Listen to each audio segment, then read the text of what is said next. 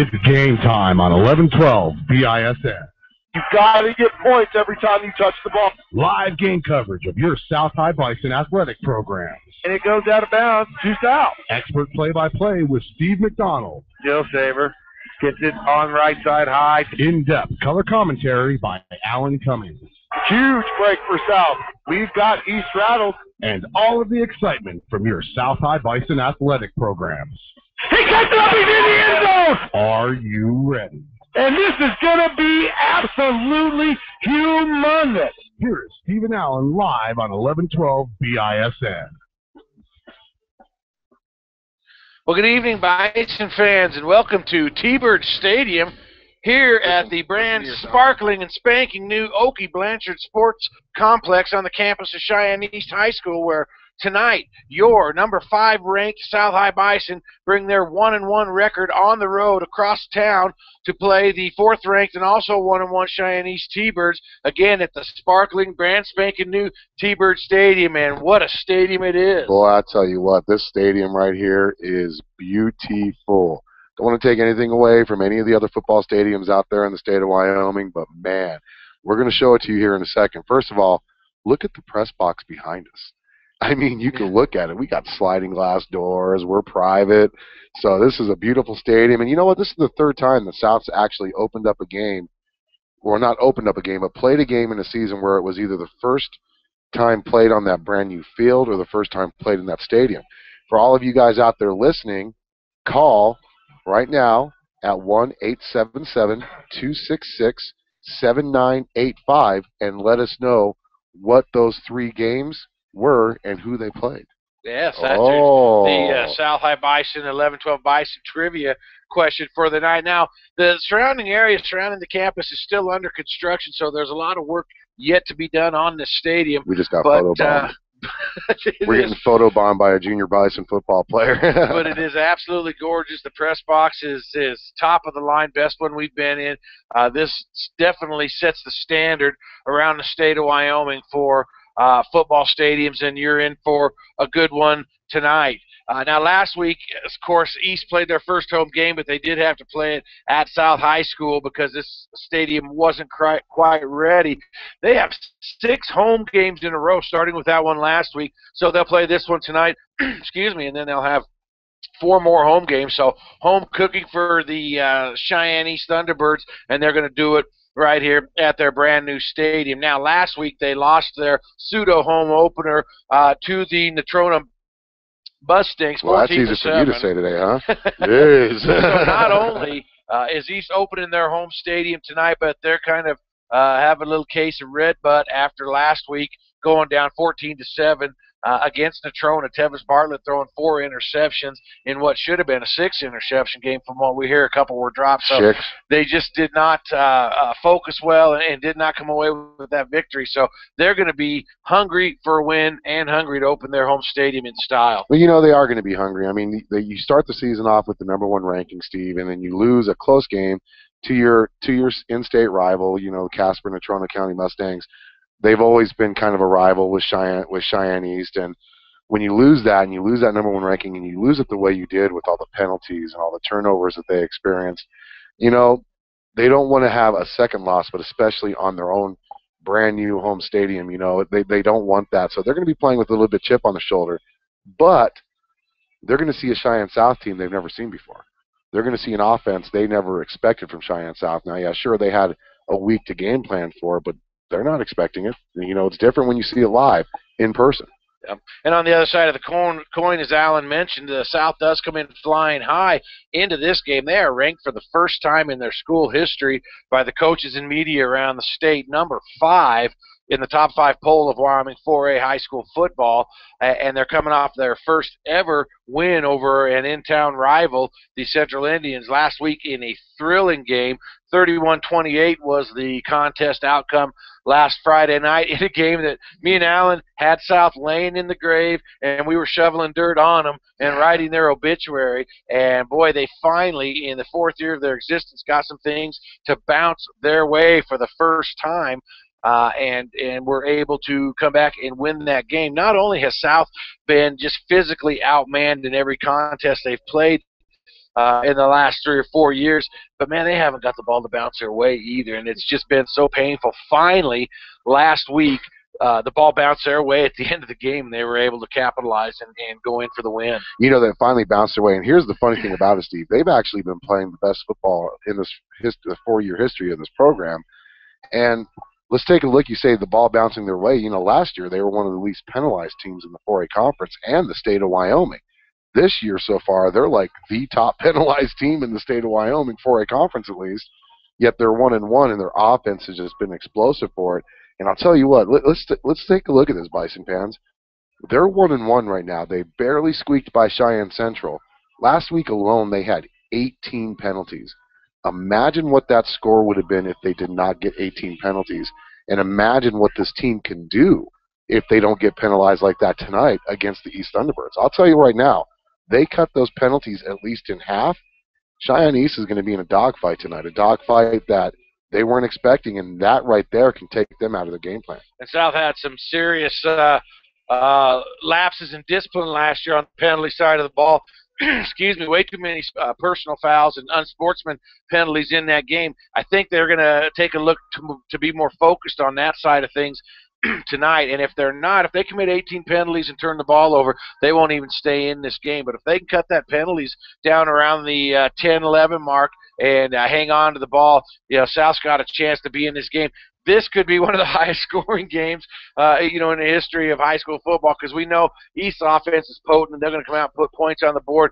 I would believe that's the only way South's going to be able to stay with them is to go for another 500 yards like they did last year in total, or last week rather, in total offense. So get ready for fireworks, get ready for a shootout. We are ready to take our first break of the evening. When we come back, we're going to go over the offensive stats, and then we got a brand new feature. Alan's going to give you a defensive breakdown like you've never seen before. Never. And it is going to be fantastic. So stick around. This is the S&J Science pregame show. You're listening to high school football here on 1112 BISN. Your Bison Network. Here's a question. Why pay all that money for an expensive airbrush or paint job, get those custom graphics? Go see Randy Peterson at Custom Illusions to get those custom graphics put on through their hydro dipping process. From mild to wild, if it fits, it dips. And if you have any questions, give them a call at 634-DIP. That's 634-3477. Or stop in at 909 East Fox Farm Road, number 1. Custom Illusions, your hydro dipping and automotive specialist. This is number 58, Andrew Eaglewood from the South Bison football team, and you are listening to the S&J Science pregame show live on 1112 BISN, your Bison Network. Are you a high school student that has received an academic, athletic, music, or any other type of high school letter? If you are, then bring your letter and your letterman's jacket to a Stitch in Life, located at 1024 East Pershing Boulevard, and have them sew that patch on your letterman's jacket for you. Specializing in sewing, tailoring, and embroidery, a Stitch in Life will bring your letterman's jacket to life. Give a Stitch in Life a call at 307-426-5009 or visit them at 1024 East Pershing Boulevard and let them know 1112 BISN sent you. Is your home beginning to look like an episode of Hoarders on the A&E network? Then head over to American Storage and Postal. With 555 storage units ranging from 5x10 to 12x42, they'll have the right size unit that fits your needs. American Storage also has warehouse units with heat, phone, and power. No need to worry about the security of your belongings, because American Storage is equipped with 24-hour video surveillance and a computer-controlled entry system to ensure the safety and security of you and your property. So before the clutter pushes you out of your house, call American Storage at 307-635-9335 or go see them at 1903 South Freely Highway and tell them 1112 BISN sent you. Back here live from T-Bird Field here at the beautiful new Okie Blanchard Sports Complex. We just had the coin toss at midfield. East won the toss, and they will take the ball to start the ball game. So interesting choice there. East going to go on the offensive from the get-go. And let's take a look at the comparison for the team's offense. First in total team offense. Right now, South is the number 2 team in 4A conference after that explosion last week. They averaged 437.5 yards per game. East just behind them, fourth in total offense at 283 yards a game. South, of course, leads the 4A in passing as a team, averaging 271 yards per game. East is actually ninth out of 10 teams. They're only averaging 73.5 yards passing a game. But on the other end of things, East has a potent ground game, averaging about 210 yards a game, whereas South is chipping in at about 166.5 yards a game. So both teams can bring the offense, and we expect the offense to be brought tonight. Sorry, my microphone was turned down. Yeah, we really do expect both teams to bring the offense tonight. When you got Tevis Bartlett, the reigning Gatorade Player of the Year, Steve, you don't expect East offense to sputter as much as it has this year. And, maybe that's one thing that people forget is, I'm not going to take anything away from Tevis Bartlett. Is it Tevis or is it Tevis? Tevis Bartlett. But, man, they lost a lot of stud players from last year's team. They lost a lot of good receivers. Cameron Johnson, lost a few other guys that were able to really stretch that, that defense. They don't have the experience as receivers right now, so there's a lot of pressure being put on Bartlett to do more than what he was used to doing from last year. And so maybe South can take advantage of that because we've got a lot of fast guys at DBs this year. Michael DeBruyn, Brendan Nelson, those guys right there coming back after not playing last year. We match up well on that end of it. So. Yeah, and looking at it individually, Tevis is number 2 in the state in individual offense. He by himself averages 118 yards per game, and he splits that up between the pass and the run. Now, Austin Barker on the other side of things, the state's leading passer after last week's explosion, 271 yards a game. And I don't think last week was an anomaly. I think, South is gifted at the skill positions with speed and things like that. And Austin's a kid that we've had our eye on for the last couple of years. He's a left-hander, and he is a gunslinger, and he throws the ball. He can throw it on a dart. He can throw the intermediate stuff. He can throw the deep ball, and we had a lot of that going on last week. Now, is he going to throw for 380 yards every week? I don't think so, but no. This is a team that should put up 200-plus yards in the passing game every week. It really should, and what makes Austin such a good quarterback, being only a junior, Steve, is he's taking what the defense has given him.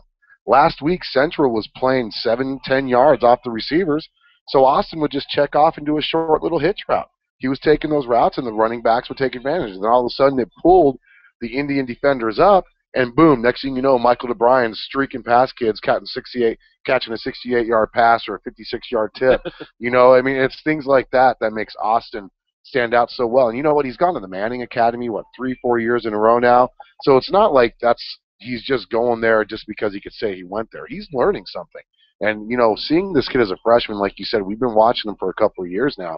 He's got the arm, and it's great that we finally have the offensive weapons around him that can actually do something. So once again, don't forget, make sure you give us a call right now, 877-266-7985. That's 877-266-7985. It is a toll-free call. You will not pay for it. Give us a call if you have a question about tonight's game, what we think about it. We'll answer it while we can. If you have a comment, anything, just give us a call, and we'll get you on air and see what we can answer for you.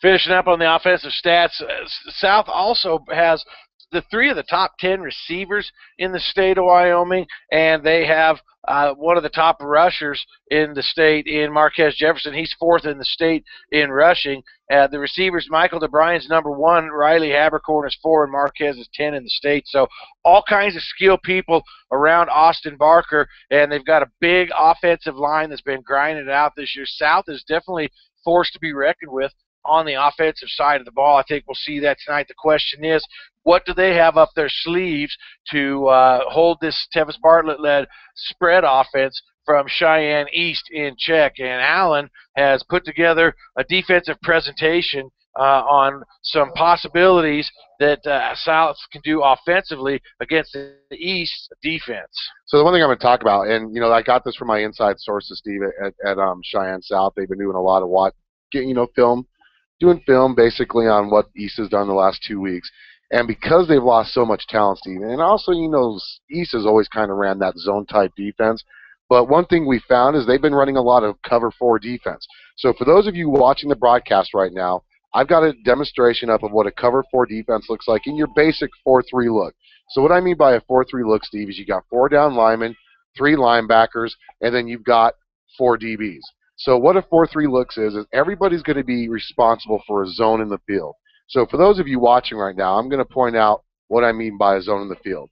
So if you're looking at the picture right now, this linebacker here, this particular linebacker, he would be responsible for this zone here. Then, of course, you got the middle linebacker that would be responsible for this zone here, strong side or Sam side linebacker for this zone here. And then you can see the DBs. The DBs are dropping back into their own zones as well, and they're all responsible for a third of the field, right? Or, yeah, that'd be a third of the field, right? Or a quarter of the field. Overlapping thirds. Exactly, overlapping thirds. So what that's going to do there is it's going to give, I guess you could say, more confusion to quarterbacks on where they could throw it to, especially in high school. You know, most teams don't really throw deep. So here's how I'm going to recommend that South attack the zone defense. First of all, you've got to establish a running game, in my opinion. When you have a zone defense, the linebackers are going to try to get to their zone as fast as they can. Well, if you establish a running game, run off tackle, run in between, between the guard and the center, run off tackle, create an outside pressure on the outside. What that's going to do is it's going to get first of all, the linebackers flowing to directions they're not used to flowing, having them attack into an area that they're told not to unless it's a run, obviously. But then that's going to set up the play action pass, Steve. And what a play action pass is going to do for all of you watching, he's going to fake a handoff here to the running back, and he might bootleg to his left because he's a left-handed quarterback. Well, that bootleg, if you have a successful run, is going to draw these linebackers to the right side of your defense. And then what that's going to do right there is take your receiver that's on this side of the field and be able to give him more of an option. He can either cut the option to right here for a quick pass, or if he wanted to, he can run a little quick hitch for a quick pass, because this DB is going to be playing about 7 to 10 yards off. That's going to be about a 5-yard throw, and then leave it up to the receiver to try to break it. So South's got to really, in my opinion, establish a run. If they don't establish a run, then you've got to count on quick passing. Because they're going to be so scared of DeBruyn's presence, Steve, and Nelson's presence, they're going to be playing off. And if they play off, South's got to make them pay with those quick hitches. Boom, run a 5-yard comeback, hit him for a pass. Or if you can make sure you beat the linebackers out, what you can do also is, if you wanted to, you could run a quick slant. Now, if you run a quick slant against a cover 4 defense, your wide receiver's probably not going to want to catch the ball much for more the rest of the season. Because what's going to happen is on this cover 4, this linebacker is going to read the quarterback's eyes, and he's going to start fading over here. Well, if this receiver is fast enough, he can get a quick break, catch a quick pass, and you never know. On that pass from the quarterback, he might be able to catch it right on the run and fly right by that guy, leaving the DB and the free safety to tackle. So I'm going to say leave it short, create a running game, Steve. And where else in the state of Wyoming do you get this type of in-depth analysis on the pregame show? Alan Cummings showing you how South's offense can attack this cover 4 East zone, and I think the explanation speaks for itself. I want to take this opportunity to welcome some new sponsors aboard the South Cheyenne Community Development Association. We're proud to have them on board, and they are sponsoring our scoreboard. So the SCCDA scoreboard, and we'll see how many times I can mess that up. SCCDA. We might have to give them a nickel back for every time we do that. But South Cheyenne Community Development Association. Thank you to Les Mead, Laura, all of the members, council members of the SCCDA for being a sponsor of our fall scoreboard. We're so excited to have you on the program. Thank you so much. And we also have a new post-game sponsor. Tell them about Mile High Lawn and Tree Care. Mile High Lawn and Tree Care also wanted to sponsor us, and what they did is they ended up purchasing our post-game show. So right now we are going to have a 15 to 30-minute post-game show after every live broadcast. Mile High Lawn and Tree Care is your #1 lawn, shrub, tree care service in the city of Cheyenne. Make sure you give them a call. You know, they offer 5 different types of fertilization services. They also offer aeration. And you know what? People think just because it's the winter you should stop fertilizing in your yard. No. Give them a call, 635-8472, and make sure you stay tuned after the game, immediately after the conclusion of the game, for the Mile High Lawn and Tree Care See if I can get Post-game that right. Post-game show. You betcha. So, fans, we're going to take our last break, well, one of our last breaks here in the S&J Science pregame show. Plenty more coming your way. When we come back, Allen's Stampede to victory, what South needs to do, the keys for the game for the Bison to be successful tonight. We've still got starting lineups ahead, and high school football, number 5, South. Number 4, Cheyenne East. Coming your way right after this timeout. You're listening to the S&J Science pregame show on 1112 BISN. Your Bison Network. Are you a high school student that has received an academic, athletic, music, or any other type of high school letter? If you are, then bring your letter and your letterman's jacket to A Stitch in Life, located at 1024 East Pershing Boulevard, and have them sew that patch onto your letterman's jacket for you. Specializing in sewing, tailoring, and embroidery, A Stitch in Life will bring your letterman's jacket to life. Give A Stitch in Life a call at 307-426-5009 or visit them at 1024 East Pershing Boulevard and let them know 1112 BISN sent you. Hello, Bison fans. This is Steve McDonald, voice of the South High Bison. Do you need a full-service real estate expert? Then visit Misty Woods from Number One Properties. Whether you are buying or selling, her expertise and understanding of the local market can make your real estate transaction a success. Visit www.mistywoods, that's M-I-S-T-I-E woods.com, to learn about her services. Once again, that is www.mistywoods.com. Misty Woods is Number One Properties. Expertise and friendly service is just a click away. Is your home beginning to look like an episode of Hoarders on the A&E network? Then head over to American Storage and Postal. With 555 storage units ranging from 5x10 to 12x42, they'll have the right size unit that fits your needs. American Storage also has warehouse units with heat, phone, and power. No need to worry about the security of your belongings because American Storage is equipped with 24-hour video surveillance and a computer-controlled entry system to ensure the safety and security of you and your property. So before the clutter pushes you out of your house, call American Storage at 307-635-9335. Or go see them at 1903 South Freely Highway and tell them 1112 BISN sent you. Here's a question. Why pay all that money for an expensive airbrush or paint job to get those custom graphics? Go see Randy Peterson at Custom Illusions to get those custom graphics put on through their hydro dipping process. From mild to wild, if it fits, it dips. And if you have any questions, give them a call at 634-DIP. That's 634-3477. Or stop in at 909 East Fox Farm Road, number 1. Custom Illusions, your hydro dipping and automotive specialist. Back here live from T-Bird Stadium here at the Okie Blanchard Sports Complex. In other action tonight in 4A from around the state, of course, we have number 4 East and number 5 South here at Okie Blanchard. And in Natrona at Casper, it's Laramie 1-1 against the number 2 ranked Natrona Mustangs. Over in Sheridan by the Utah border, the 2-0 Bronx make the longest road trip in the state of Wyoming as, Evanston makes the long road trip to the 2-0 Bronx. Evanston 1-1, Sheridan 2-0. That's got to be like a 12-hour drive. Oh, my God, that's got to be brutal. That's painful. That is. Cheyenne Central heads up to take on number 1 Gillette Central 0-2, working their way through a new coaching situation. Gillette just keeps reloading, so we'll see how that ends up. And then 0-2 Kelly Walsh, 0-2 Rock Springs. Something's got to give in that one. I'll tell you what, that's a playoff positioning game right there for both teams. Kelly Walsh lost a lot of studs from last year's team, and like I said at the beginning of the season, that number 5 ranking was kind. I didn't think they deserved it, but you know what? I don't get asked to vote, so. So East Band's getting ready to take the field, and I presume we're getting ready for the national anthem. Excuse me while I. So those game matchups was brought to you by the SCCDA scoreboard. Make sure you listen for that throughout the game. Make sure you also give them a call 214-3314. South Cheyenne Community Development Association.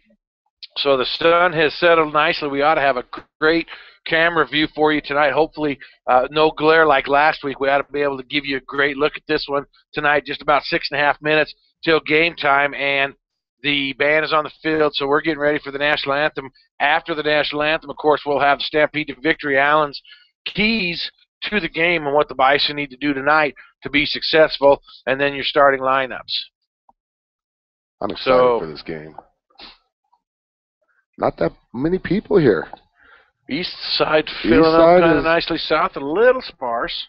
Well, I was expecting more people here for East, though, especially at the christening of a new stadium.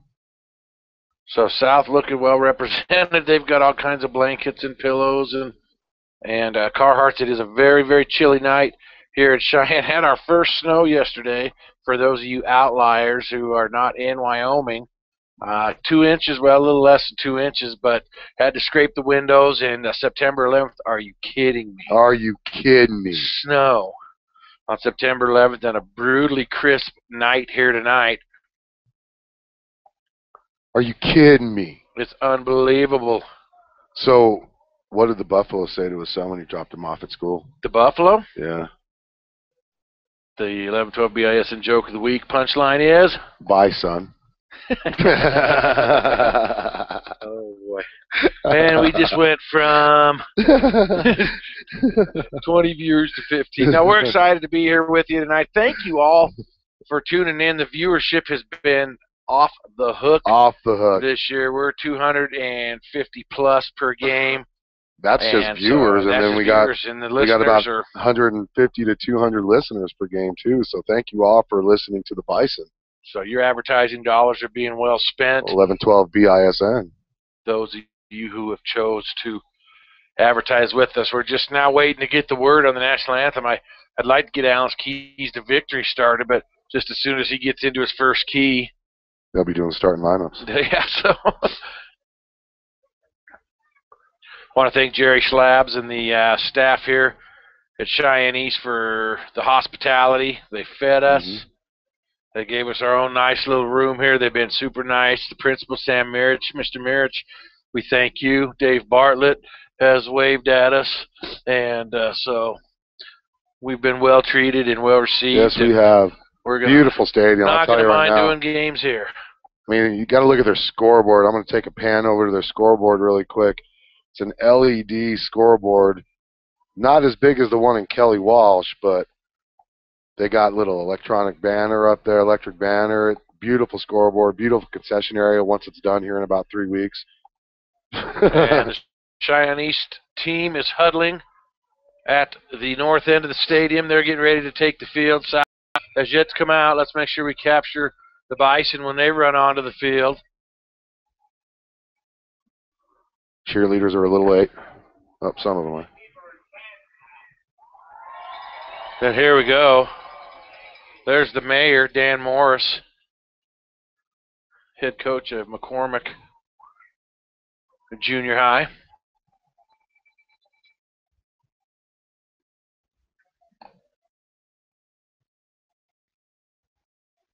And now the national anthem.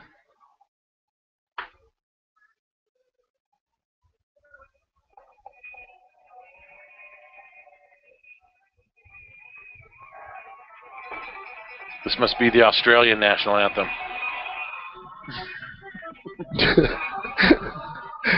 A little thunderstruck. Little AC/DC reference. And Cheyenne East Thunderbirds is now taking the field in front of you.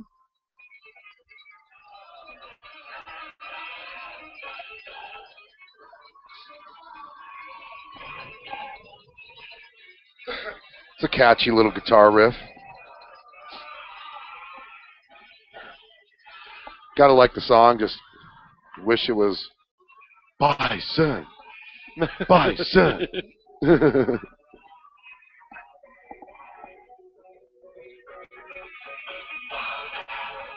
Where's our Bison at?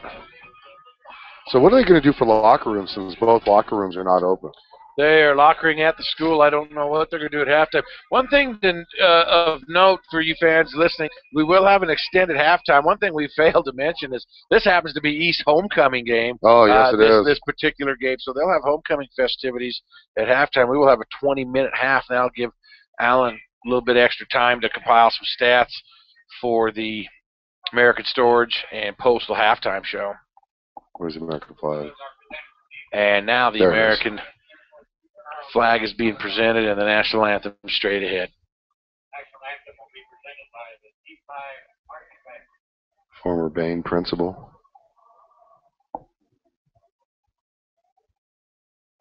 Stadium announcer for Cheyenne East. Got some bombers flying in. Perfect timing.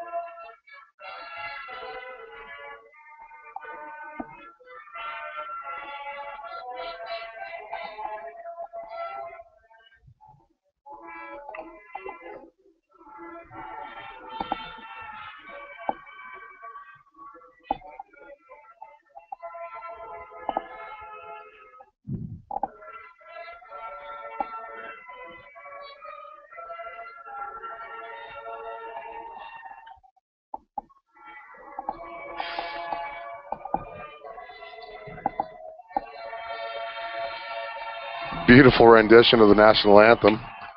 Hey, real quick before we move on, I just want to say yesterday was Patriot Day for United States of America, as we unfortunately had to celebrate the 13-year anniversary of September 11th, the attack on the World Trade Center in New York City, the Pentagon.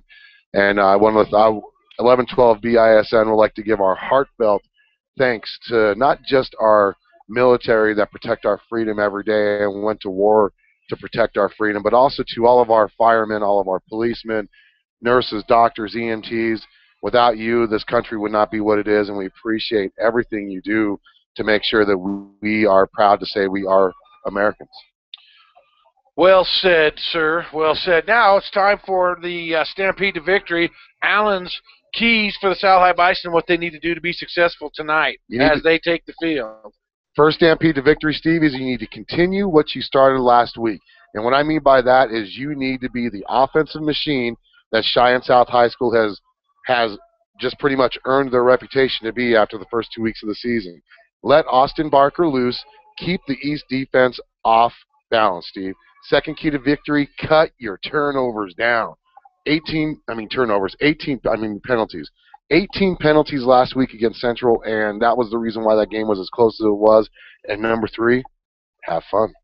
So the starting lineups tonight, first for the homestanding East Thunderbirds, they'll be on offense first, and they'll come out like this. At left tackle, a senior, 6'2", 210, number 77, Chandler Hawk up at the left guard, a 58, a 5'10", junior, 215 pounds, number 58, Quinn Happold. The center for East is a 6'1" senior, weighs 207, Isaac Taylor, wears number 54. On the right side for East, senior, 6'1", 275, big boy, Nathan Taylor, number 67. And the right tackle is 6 foot junior, 206 pounds, number 78, Joe Helsel. The skill guys, they got starting 3 wideouts. At one is 6'2" senior, 188 pounds, number 1, Benji Wisdorf. The other wideout, 6'1", senior, 196, Connor Lesching, number 13. And Dylan Pilch, he's a 6'2" senior, 184. He wears number 99 in the backs. Ricky Garnica Cole, 5'7", he's a junior, 178. And Brad Kraft, who's been their leading rusher to this point, 5'7", senior, 150 pounds, wears number 21. And the star of the show, y'all know him, y'all love him, senior, 6'3", 215 pounds, number 7, Tevis Bartlett. And, of course, for your South High Bison on defense, they'll come out this way. On the defensive line, anchoring it, a 5'9", junior, 220 pounds, number 76, Isaac McHenry. The other tackles are Nick Sawi. He is a 6 foot, 225-pound junior, wearing number 55, and Andrew Eagle-Road, a 5'10", 220-pound junior. So the future looks bright for the defensive line for South. The linebackers, Kelby Niebuhr, 5'9", 165. He is a junior, number 24. And the big guy, Jake Brown, 5'11", 250. He's a senior, and he wears number 45. In the defensive backfield, Michael DeBruyn, a 5'10", 160-pound junior, wears number 2. He's a defensive back, along with Marquez Jefferson, 5'8", 160. He's also a junior, and he wears number 3. Riley Habercorn, number 15, another junior, 5'9", 165. He's a defensive back with Brandon Nelson, a 5'10", 160-pound junior, also a defensive back, and Shane Dillsaver, a senior defensive back, 5'10", 185. He wears number 46. So South, with a junior-heavy defensive team, they've got 2 seniors starting on defense, so things are bright on the defensive side of the ball for South, and we'll get to see that defense first up. Hey, real quick on the SCCDA scoreboard update, Lady Bison Volleyball right now is trailing Gillette 2-0 in sets. Lost the first set 22-25, lost the second set 18-25. But right now, in the third set, the Lady Bison are going to need to win 3 in a row. They are up 9-5, forcing a timeout by the Camels. So Brad Kraft. 22-18. Sorry, 22-18, Lady Bison. Brad Kraft, Dylan Pilch, and actually Uriah Grazia deep for East to receive it. Did you say Uriah Grazia? Mm-hmm. Did he used to play for South? That's a very familiar name. Of course, Bryce Soder will tee it up for the Bison. We're ready to get underway. Thanks for joining us here on 1112 BISN. High school football tonight. Number 5 South, number 4 East. And here we go from the sparkling new Oakey Blanchard Sports Complex, T-Bird Field. This is going to be taken by Grazia at the 8-yard line. Grazia across the 20. He's got a seam, and he's going to be taken down. Good return for East. Number 88, Soder, the kicker, stops him. There is a flag on the play right off the get-go. They're going to give him to the 35, so about 27 on the return. However, the referees are going to talk about the laundry.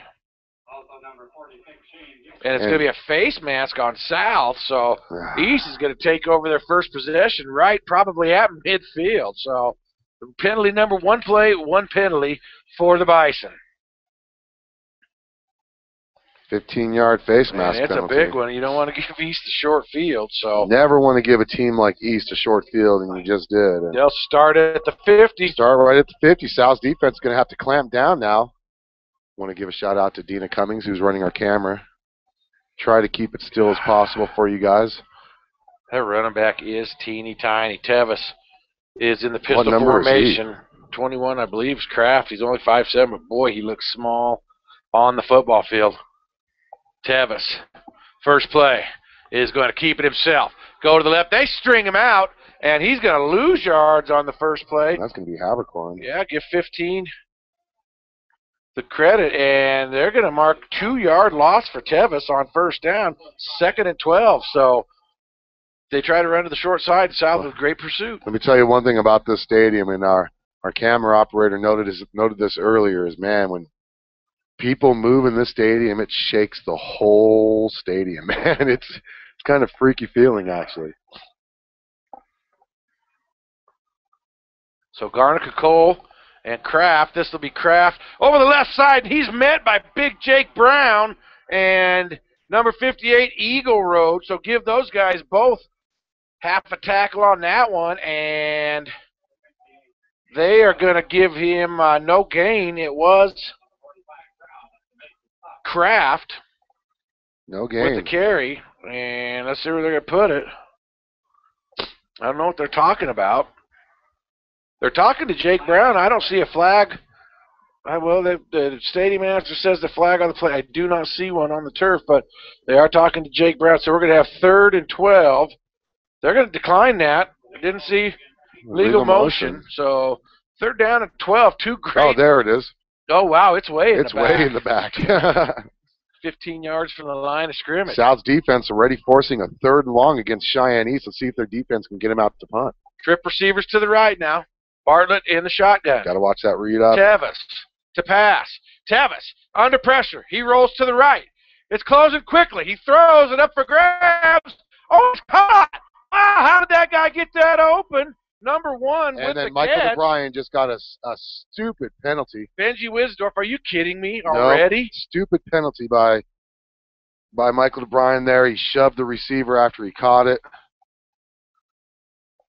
So 22 yards on the pass. And boy, Bartlett just threw that up for grabbing. Nobody in a white jersey And who caught closed that? on the ball. Number one caught the ball. Benji Wisdorf. So here goes South with the personal fouls right off the bat. 30 yards and penalties to start the game for the Bison. I don't want to start this in the first quarter already, but we're 30 seconds into the game. We got a face mask and a personal foul. We've had 3 plays, Steve. We had a 15-yard face mask before the first play, and then 3 plays into the game, we get a 15-yard unsportsmanlike conduct. Michael DeBruyn should have just walked away. I'm sure the receiver said something, and that's where the experience right there lacks with him is he should have just walked away and not caused that penalty. Now they're in the red zone already, Steve, at the 15-yard line. So Grazia and Cole in the backfield for East. Bartlett in the pistol or shotgun, however you want, and it's going to be Cole with the ball. Oh, he had 2 South defenders right at the point of attack, and he just slipped right between them and dances into the end zone, and he was tackled for a 5-yard loss, but the 2 South defenders just stopped and let him go right between them. And 15 yards later, East draws first blood a mere 48 seconds into the game. Was that Uriah Grazia? Uriah Grazia with the 15-yard touchdown scamper. Well, I'll tell you what, that touchdown drive there set up by penalties. You give them 30 yards in penalties, Steve, and that makes it a much easier opportunity for them to score. Connor Leshing is true with the extra point. So 48 seconds into the game, Cheyenne East 7 and Cheyenne South 0. Let's take a station identification. You're listening to Bison Football on 1112 BISN. Your Bison Network. Are you a high school student that has received an academic, athletic, music, or any other type of high school letter? If you are, then bring your letter and your letterman's jacket to A Stitch in Life, located at 1024 East Pershing Boulevard, and have them sew that patch onto your letterman's jacket for you. Specializing in sewing, tailoring, and embroidery, A Stitch in Life will bring your letterman's jacket to life. Give A Stitch in Life a call at 307-426-5009 or visit them at 1024 East Pershing Boulevard and let them know 1112 BISN sent you. So back here live from T-Bird Stadium, Alan has an update from volleyball. SCCDA scoreboard update. The Lady Bison volleyball team defeat Gillette in the third set, 25-22. They now trail Gillette in the match 1-2. Good job, Lady Bison. So Mike DeBruyn, Marquez Jefferson deep, and South came out and stuffed East. First 2 plays from the 50. Then they had Tevis on the run and looked like they were going to sack him or break up a pass. Tevis floated one up for grabs, and South just didn't even close on the ball. Nice 22-yard reception for the T-Birds. Tack a 15-yard penalty onto that, and here we are, 7-0 East. So let's see if South can regain some composure here and take care of the ball. They're going to squib kick it, and it's going to come to Jefferson at about the 11-yard line. Marquez makes one guy miss 20 and then gets tackled almost by his own guy. Get out of the way. Number 13, Leshing, I believe he's the kicker, was in on the tackle, and it looks like they're going to mark it at the 23-yard line, give him 12 yards on the return for Jefferson. 1st and 10, Bison, ball at their own 23. They'll send twin receivers to the right, come out in their eye. First gift, straight ahead, Jake Brown, and he's got a little bit of room before he's drugged down there by number 58, I believe. Yep, 58 on the play. Give Brown 3 on the carry. Well, one thing South cannot do, Steve, is they cannot try to win this game on one play. They're only down 7-0. They got to look at the penalties that helped aid in that. Now East is kind of playing tight, so Jefferson tries to squeeze through a hole, and he's going to be wrapped up by number 73. Maybe a yard on the play. Brian Bell makes the tackle, and well, it looks like they gave him 2 on that one, Steve. We had 3 on first down, so give him a yard on that. Call it. Oh, yep, just a yard. Call it third and maybe 6. And Barker barks at Habercorn to get on the right side of the field. Twin receivers to the left. Austin back to throw. First time. Crosses. He's got Habercorn, and he's up close to a first down. I believe he has it. And he does. It's a 7-yard gain there, So Steve. 7 yards on the completion. First down. 36 in on the play. Terrell Proby for the Thunderbirds. And South has their first down of the evening, and Austin is 1 for 1 in the air department. Now, you will notice that Michael DeBruyn's not in the game right now. That's probably being talked to by the coaches, trying to calm him down, get his nerves back in the game, get his mind back in the game so he can come back out and not have any penalties like that. Barker to pass again. Roll. This time he's going to keep it and then just throw it away. That's beautiful. Smart, heady play by the junior there, as he wasn't going to get the corner and he didn't have nobody open, so I'll bring up 2nd and 10.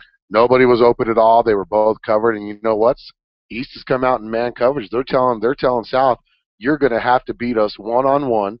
And I'll tell you right now, nobody got open. There was no separation there. And Austin, on that bootleg, did the right thing. There was no way he was going to get any yardage on the bootleg itself, so he just threw it out of bounds. Lived to play another play, Steve. How does that sound? You know who else I don't see on the field, Alan, is number 7, Tevis Bartlett. Pitch. Try right side. Kez cuts it up, and, man, he's shifty, but that's a great tackle there by number 1.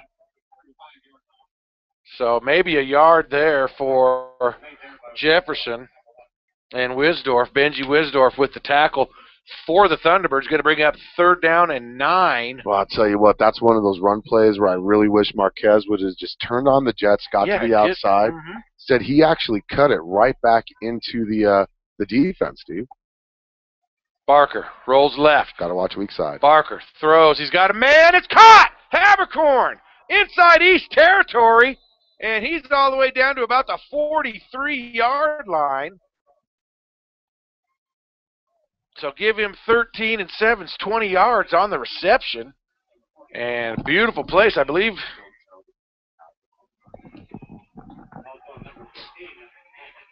What a great pass play by Austin Barker. One thing that drives me crazy was when they mess up the Habercorn name. It's Habercorn, not Habercorn. Yeah, we get that a lot. So they'll split a guy each side. I formation for the Bison. Barker gives. Jefferson off tackle. He tries to get away from right. Wow, that Wisdorf close. Benji Wisdorf with a great defensive play there for the Thunderbirds. No gain. Run the ball. Boy, it looked like he was going to have a hole. He had a hole, and if he would have ran straight, Steve, he would have got 5 yards on that. But he cut it outside, which made him slow down. And that right there is why we got 0 yards. Marquez is a great runner, but this is also where you could tell that year off has kind of hurt him. He's got a great field of vision, and he's trying to be too shifty to where if you just get us the hard yards, that would have been a 4-yard gain, Steve. So here we go, 2nd down, 10. Barker going to pass, setting up the screen. He's got Brown, and Jakes, wow, just toughs it. He was tackled at the line of scrimmage, but he's going to tough forward again. Wisdorf on the tackle. Brown a little slow getting up, but give him the pass complete for 4 yards. And 3rd and 6, so. Who made the tackle on that? Wisdorf. He's made every tackle tonight. I'm just wondering where. Nope. I do not see number 7 on the defense for East. Yeah, maybe they're just deciding not to play him right now. Maybe he tweaked something. Oh, there he is on the sideline. Okay. By the coach. So 3rd down 6. Trips receivers now for South. And Barker's going to keep it. Quarterback keeper designed all the way, and he's going to be short of the first down. That he's going to gain good run. 4 yards. And there's a flag, late flag there. So I didn't see who made the tackle, but Let's see what the late flag is there. Number 15 made the tackle. I think that was Munoz. And they're talking to the East defense, so here we go again with South. No, they were talking to South. Oh, wait a minute. No, personal foul on South. I mean, we're not even halfway through the first quarter, and we've got 2 personal fouls and a face mask. 2 personal fouls. Well, 3, yeah, that's true. We've had 3 penalties so far in the game, Steve. All 3 of them have been the 15-yard penalty. So that makes it a 3rd and forever. So wipe that run off. They're going to put it right back to the 50, make it 3rd and 17. Unbelievable. When is this team going to catch a sniff of discipline? It gets hard to watch every week. Now, did they say what type of personal foul was it? I mean, personal foul, personal foul. Running mouth, cheap shot, and something.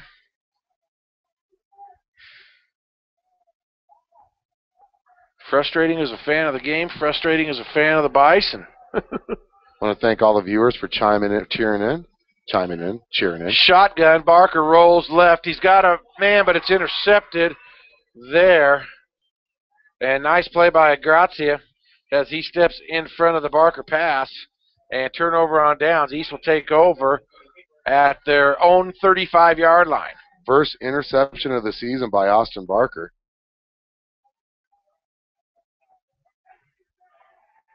He was trying to do something too much right there. You know what? Threw off his back foot. And he didn't really have anybody open. That's when he should have just tried to keep himself. Instead, now we're turning the ball over. But, you know, it's kind of like a punt. They got it at the 35, you know, so. Cole and Kraft SCCA in the back, scoreboard. East dialing up some pressure, and there's nothing doing there. And that's a tremendous play. The helmet comes off of 76, Isaac McHenry. 58 Eagle Road also in on the play. And no gain there for Kraft, 2nd and 10.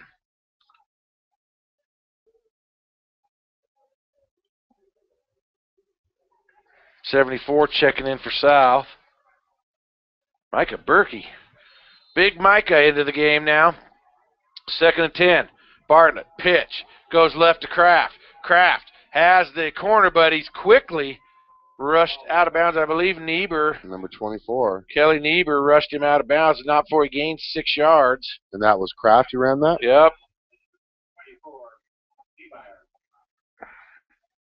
And so 3rd down and 4 now. And let's see if South can keep East from converting here and maybe get the ball back. South trailing in the first quarter on the SCCDA scoreboard, 7-0 on an early run by number 5, Uriah Grazia, who we can't confirm it, but I think that's a former Bison there. So now East going to send trips receivers near side. Bartlett's going to roll that way. Bartlett looking in about the same area through the last one. That's incomplete, and we'll bring up 4th down. I believe he was looking for 13 Leshing on that, but it's hard to tell because it was about equidistance between the short guy and the long guy.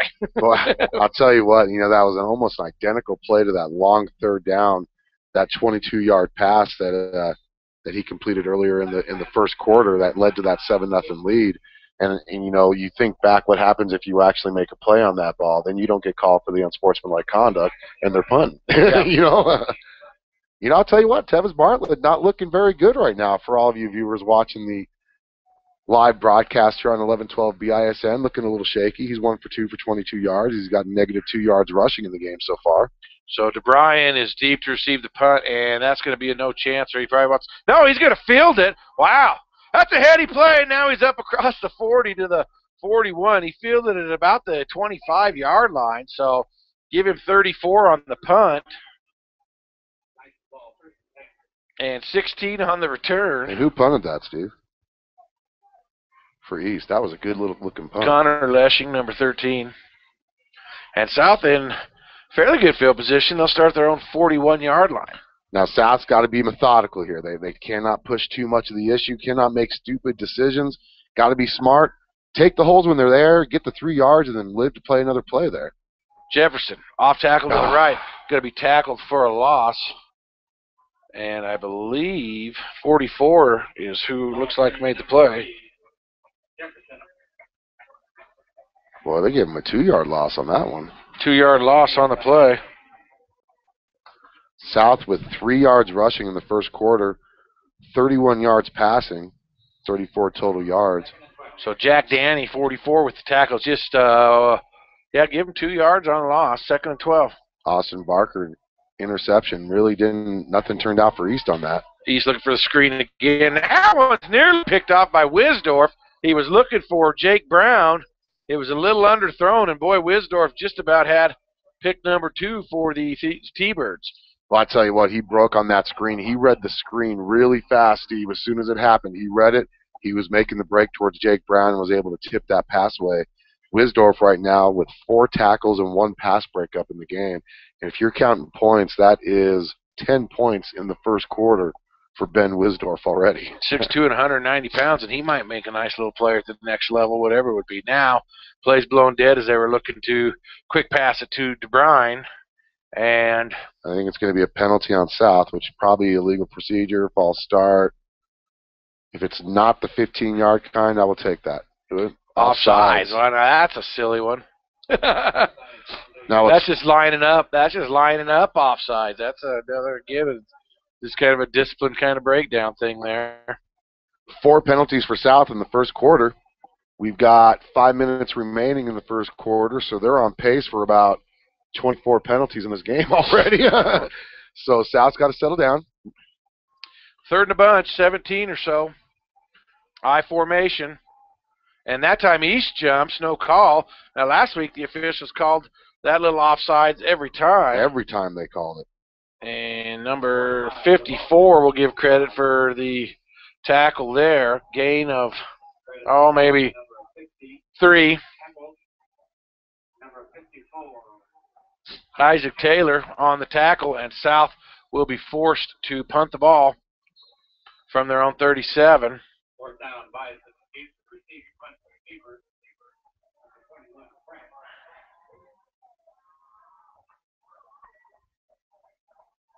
And I don't know what they're waiting for. Now they're getting a player into the game. It will be Saywe to long snap it. Who's punting? Is that 88? And he snaps it right over his head. It's 24 punting. Niebuhr to punt. Now he's going to have to run, and he is going to go down. Give the tackle to 54, Isaac Taylor, and that's going to be a loss on the play from the 37 down to the 12, 13. 13, so 24 yards, minus 24 yards on the rush. So you're going to have to stat that one. And negative 22 yards rushing now for South in the first quarter. Bad snap sent that ball clear over his head. That sets up East in the red zone. Who made that tackle? That was number 54. Isaac Taylor. Now Bartlett sends a man in motion. Pitch. Kraft.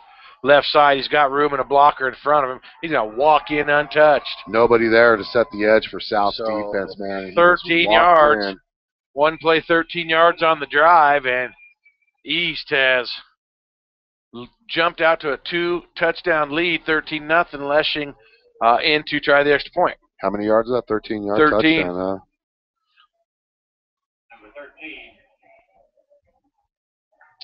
So South's own mistakes digging them a grave here. Well, that Kraft, he's small, but he's quick. And with 3:57 left in the first quarter, the SCCDA scoreboard has East leading 14-0. And let's take a timeout.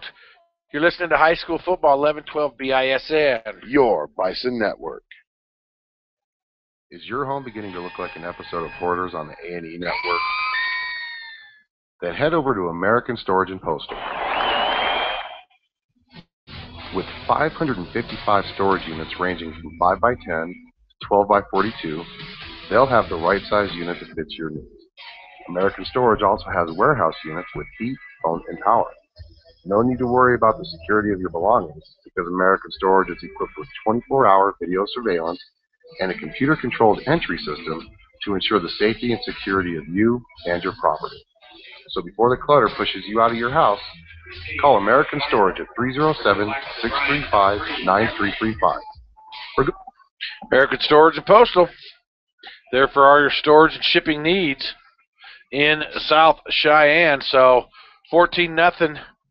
East leads on the SECDA scoreboard. And let me tell you what, it's just been discipline problems for South. We got 4 penalties right now for 50 yards.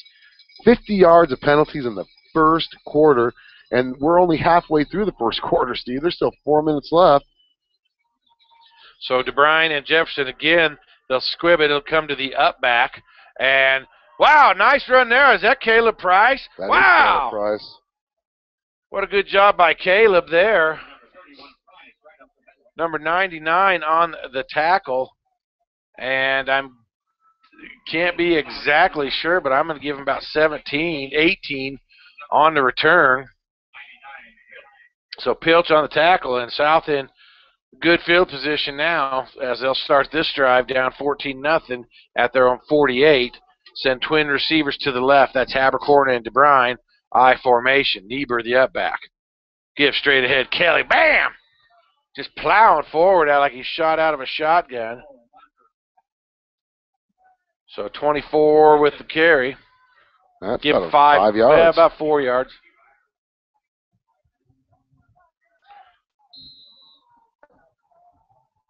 And not sure who made the tackle. Jack Danny, 44 with the tackle. Now they'll split twins right. I formation quickly to the line. Snap. Give. Straight ahead. Jake Brown. He's got room. Boom! And he lowers his shoulder. And Wisdorf, oh, that ball might be out. I think it is. Wisdorf just simply ripped that ball out of his hands. Let's see who came up with it. And East has it. So Jake Brown fumbles the ball. And the mistakes continue to mount for the Bison. And East will take over. First down. Who recovered and the ball? 10. Isaac Taylor recovers the fumble. And East is in business. So Jake had 10 yards on the rush before he fumbled it. And first and 10 East, 3:08 to go. We apologize. We're having some technical difficulties, so the camera's on us right now. Bartlett. Trap play. Wow, what a great play there. Please bear with us as we get the camera Caleb running. Price shoots in on a blitz, and the super sophomore causes a 3-yard loss for number 33, Cole. And 2nd and 13. So South's defense has played well, done its job, other than the silly penalty on the first drive. They've sacked East for a bunch of losses. And, boy, there's no one setting the edge there. And good Kraft being chased out of bounds by number 17, but not before he gains,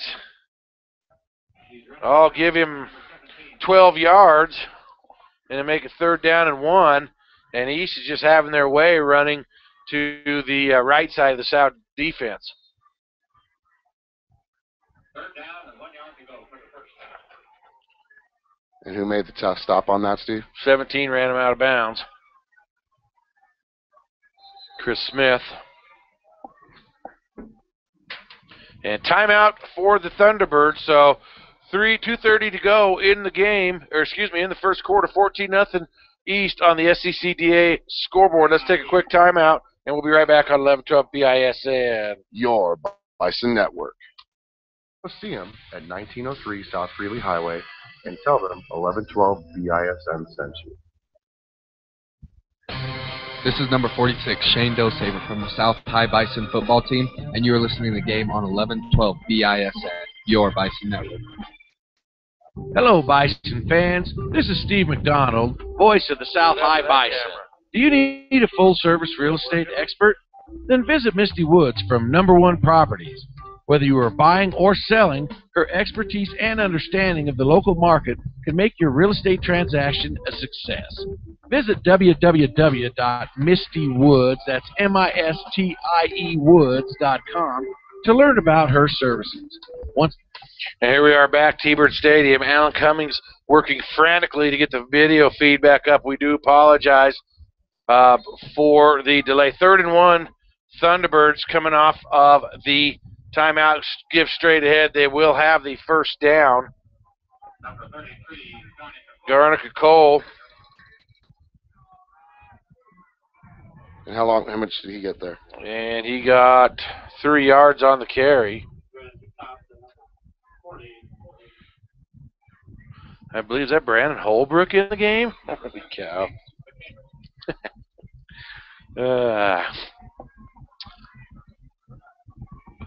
1st and 10, T-Birds, ball at the 50.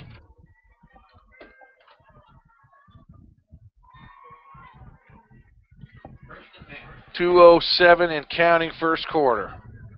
East with a 2-touchdown lead. And I believe a procedure call. The ref throws the flag. Let's see what they call. Legal procedure on East, so that'll back them up 5 yards to their own 45 and make it 1st and 15. That's the first penalty on East, actually, this game, Steve. So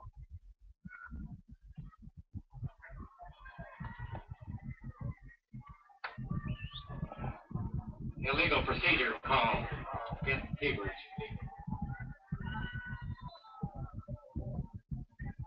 So 1st and 10, 1st and 15, and Bartlett sends Kraft in motion. Bartlett's going to pass. Bartlett, little pressure, goes over the middle. He's got a man, but a nice defensive closure by Habercorn. The ball's caught by number 1. 7 yards on the reception. And Riley Habercorn on the tackle.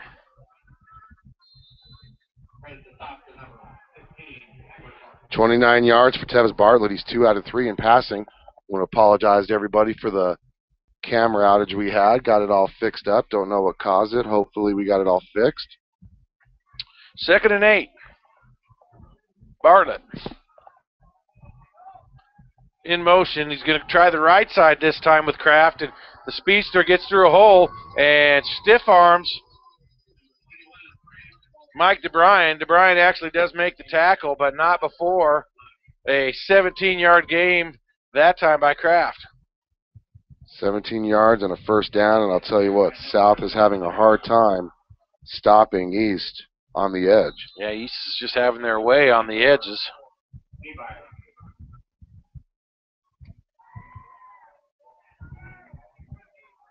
First and 10, T-Birds. Ball at their 30. Now they'll try the left side. There goes Kraft again. This time South pursues a little better, but Kraft cuts up and finds a nice hole there, and he's going to have another big gainer on the play. Habercorn makes the tackle, but not before about a 13-yard gain there down to the 17-yard line for Kraft. Thunderbirds at 74 yards rushing in the first quarter, Steve. And I'll tell you right now, if you do not set the edge, gosh, it's going to be a long night for the Bison. They've got to set the edge and really stop that outside. First 10 for East. They're at their 17. Bartlett to give to Kraft straight ahead. Gets pushed outside. He was face masked there. I don't know if there was a flag or not, but I don't think they saw it. So Jake Brown gets credit for the tackle. 2-yard loss there, actually, back to the 19, and that should do it for the first quarter. So after one quarter play, the South Cheyenne Community Development Association scoreboard has Cheyenne East 14, Cheyenne South 0. Come back for second quarter action here on 1112 BISN. Your Bison Network. Again, that is www.mistywoods.com. Misty Woods is #1 properties. Expertise and friendly service is just a click away. Let's talk about the X's and O's of family entertainment. Every parent in Wyoming knows the importance of being able to draw up an activity that'll get you out of the house for a couple of hours. But it needs to be affordable. It needs to be family-friendly. Above all, it needs to be fun. Now, let's talk about high school sports. Bang for your buck, school sports provide the perfect game plan for your family. You'll enjoy all of the drama and excitement competitive sports offer. You'll be supporting the future leaders of our community in a meaningful way. Best of all, you can take the entire family without breaking the bank. Heck, you won't even dent it. Now, enough talk. Let's get out there and see what's playing at the high school in your community. School sports. Good for our kids, good for our community. This message presented by the Wyoming High School Activities Association and the Wyoming Interscholastic Athletic Administrators Association. So Steve McDonald and Alan Cummings back here at T-Bird Field here at the beautiful new Okie Blanchard Sports Complex. And after one quarter of play, it is East 14 and South 0. East will have the ball to start the second quarter. They're deep in South territory, looking to add to the score. It'll be second down and 12 from the 19. Well, I tell you what, South mustered -10 rushing yards in that first quarter, Steve. Austin Barker was held to 31 yards passing through his first interception of the year. Bartlett's looking for the end zone, and Keyshawn Farmer falls down, and touchdown there. And I believe it was number 13. So they put Farmer, the sophomore, in, and they pick on him right away for a 19-yard touchdown pass. And Keyshawn had good coverage. Yes, he did. He just looked like he tripped over the goal line. Well, who caught that? And fell down, number 13, Leshing. And so he's going to catch the pass, and then he's going to line up to kick one through. So that quickly, one play, one score in the second quarter. South trailing now, 21-0. And we'll keep it right here. Story of the first half so far, South penalties killing them.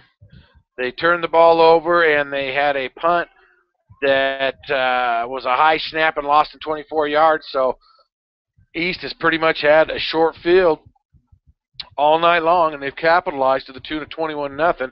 South's defense has looked good in spurts, but they're just not able to overcome all the mistakes that are being made, and East jumps out to a pretty comfortable lead on their homecoming. And they will get set to kick the ball off to South now. Plenty of time for South to crawl back in this. But they've got to quit making the mistakes.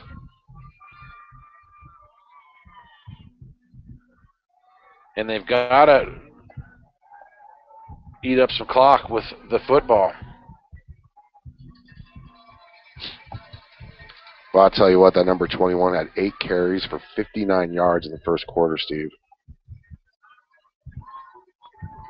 Tell me that stat again. 8 carries for 59 yards. For Kraft? For Kraft in the first quarter with one touchdown.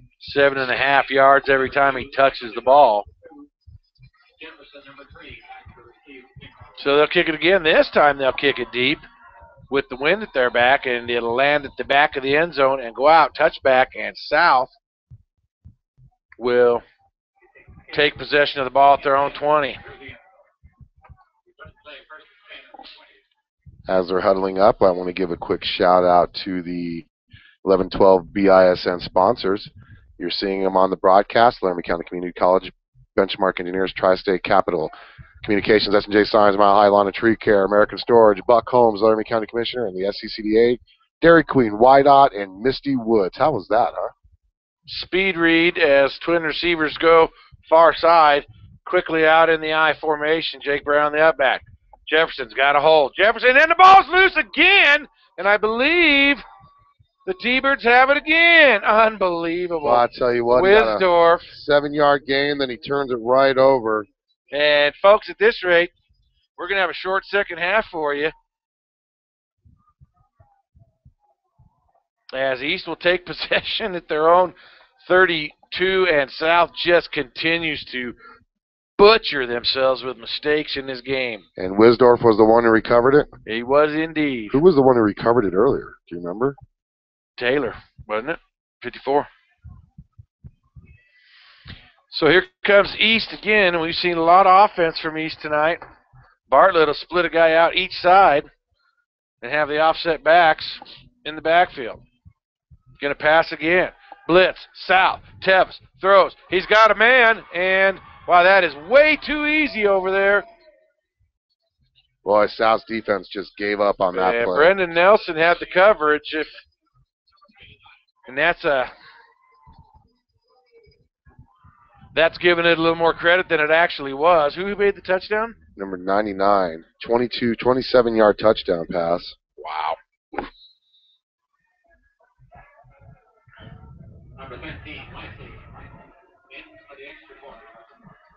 Now, East's a good football team. They're number 4 in the state. They're probably one of the best 2 teams in the state, but this is getting a little bit ridiculous for the white and gold. 28-0 on the SCCDA scoreboard. 11:42 to go in the first half. Let's take a quick station ID. You're listening to high school football on 1112 BISN. Your Bison Network. When you have a package that you need shipped somewhere, then visit American Storage and Postal. Not only will they custom pack your shipment, but they will also ship the package for you using UPS, FedEx, and USPS. But their service doesn't stop there. At American Storage and Postal, you can also rent mailboxes for personal or business use. They also offer other services such as fax, copying, and notary. Give American Storage and Postal a call at 307 Did you ever get the camera back on? 9335. That's 307-635-9335. Or visit them at 1903 South Greeley Highway and tell them that 1112 BISN sent you. Here's a question. Why pay all that money for an expensive... So, back here live, T-Bird Stadium, and this one getting away from the Bison here. 28-0 on the SCCDA scoreboard. And again, DeBruyn and Jefferson deep. And, boy, South's really got to they're really kind of hanging their heads out there. So, if they don't want this to get completely out of hand and embarrassing to them, they need to buck up here and play with some passion and emotion. That's going to be fielded at the 10 by Jefferson. And he's not going to have a whole lot of room. Gets up across the 20 to the 25. And I did not get... They're giving 99 Pilch the credit in the press box, so that's who we'll give the credit to. First and 10, 15 yards on the return for Jefferson, and South will have it at their own 25-yard line.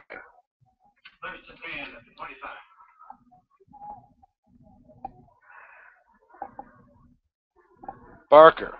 They go right back to Jefferson. Again, he tries to cut it back, trying to make something happen. Almost fumbled that one.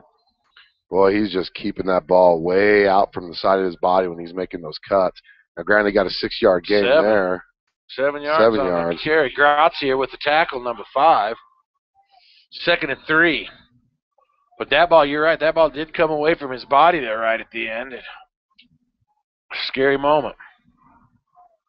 This time, Niebuhr, and he is not going to get nothing. Number 73 for the T-Birds. And I think they're going to give him back to the line of scrimmage. And they're cheating at 73 if they give it to somebody else. Yeah. He's listening to the broadcast. 3rd and 3 now from their own 32-yard line. Twin receivers near side. Receivers are DeBruyn and Habercorn, it looks like. And the quick slant to Bryan goes right through his hands. And that'll bring up 4th down. So let's see what South decides to do here. 4th and short, the best, safest thing you do is you're going to punt the ball. I hate to say it. Your defense hasn't been really playing well. Honestly, the last 2 touchdown drives, it looks like they kind of just gave up there. But you can't give East the ball on this side of the field, Steve. You got to try to flip the field position on him, even though you're really not flipping it too much. So that's going to be number 24 punting the ball. Niebuhr to punt. I wonder if Soder's hurt. And a flag down. Niebuhr does get it off. And it's going to go out of bounds at the 43 of East. Penalty on the play.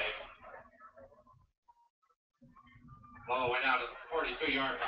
Maybe it's on East and we'll get a first down. I doubt it.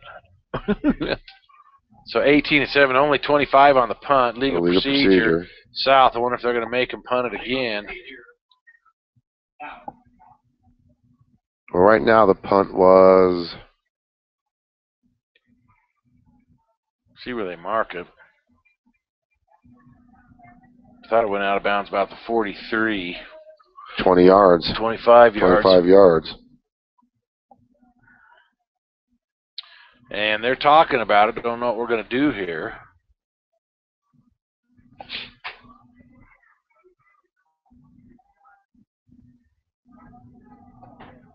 They're going to decline the penalty and take the ball at their own 43.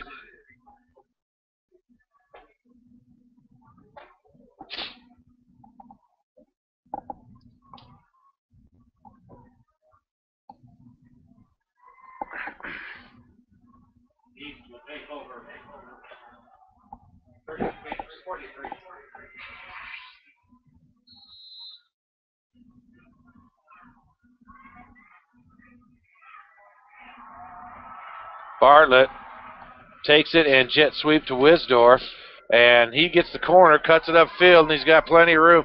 Going to be tackled from behind by Caleb Price. Moves it all the way up to the 40-yard line of the Thunderbirds. And that's, the Bison. That's 17 yards on the carry, and East just breaking it off in chunks.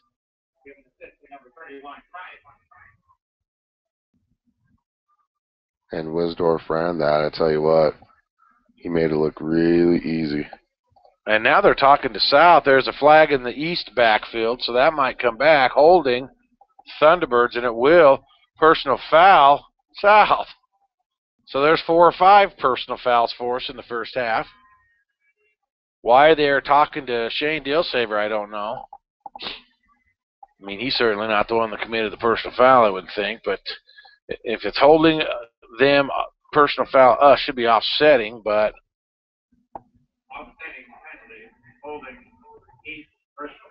so what's the big powwow for?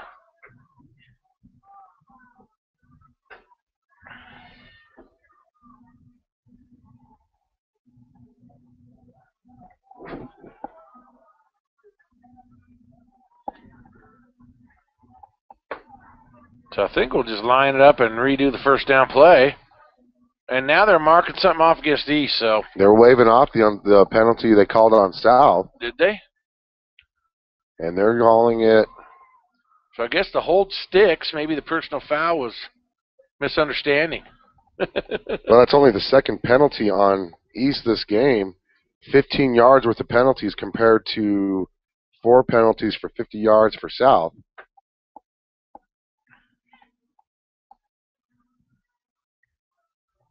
Okay, so what they did is they marked off 10 yards against East for the holding, and then after the ball was dead, South committed a personal foul.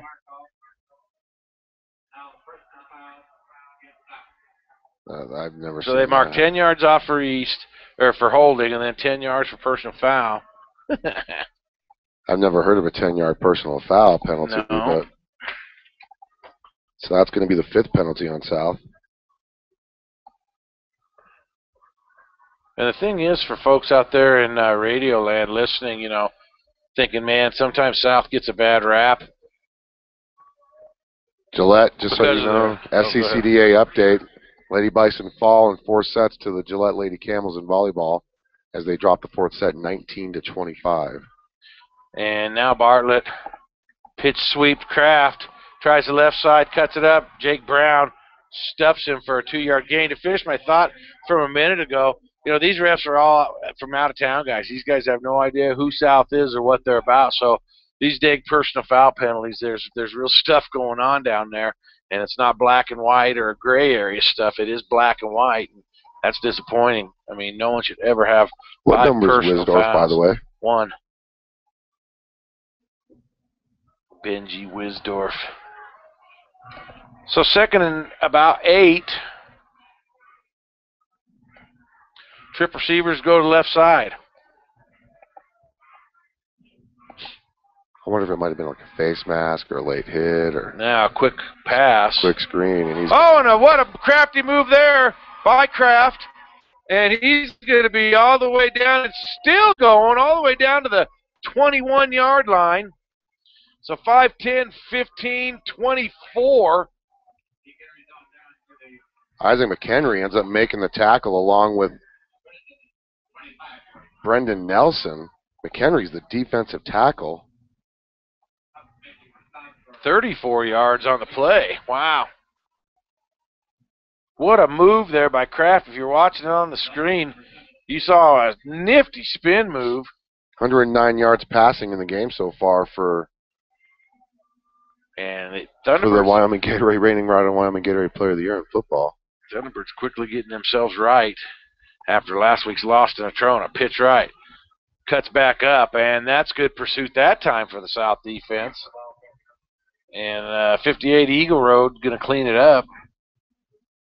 But not before Kraft gets about 3 yards, so it'll make it 2nd and 7.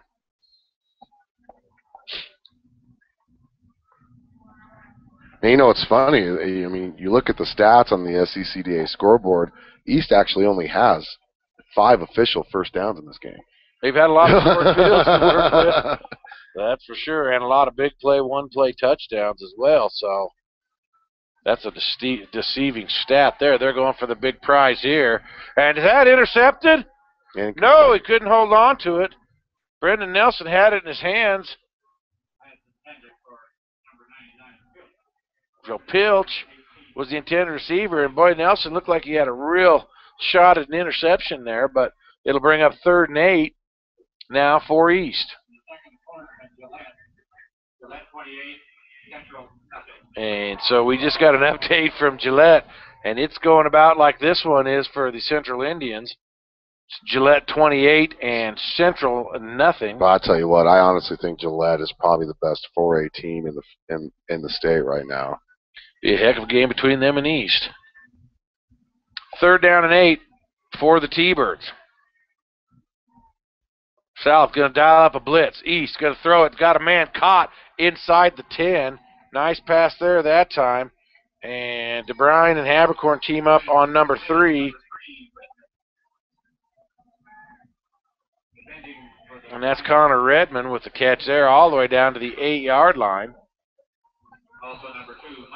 So 11 on the pass and catch there. And it's 1st and goal East. 8:18 and counting. East already with a 4-touchdown lead.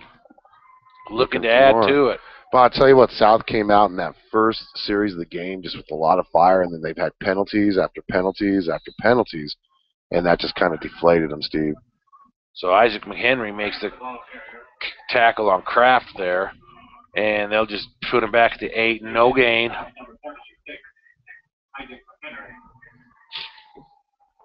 Yeah, you're exactly right. I mean, you can even tell by the way they're standing out there right now, Steve. It's just it's like they're in survivor mode now rather than competitive mode, you know? Now Bartlett's going to roll right.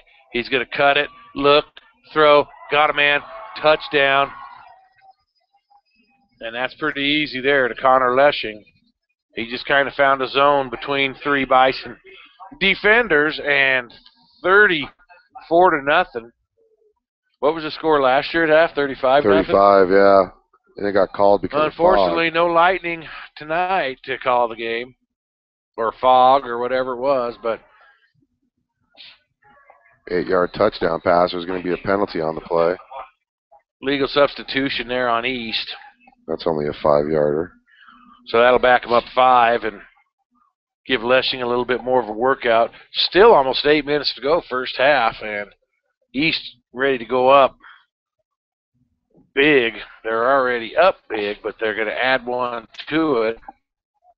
And with 7:29 left in the first half, Leshing, bad snap, but he's going to put his kick up and through. So on the SCCDA scoreboard, it is Cheyenne East 35 and Cheyenne South 0. And you are listening to high school football on 1112 BISN. Your Bison Network.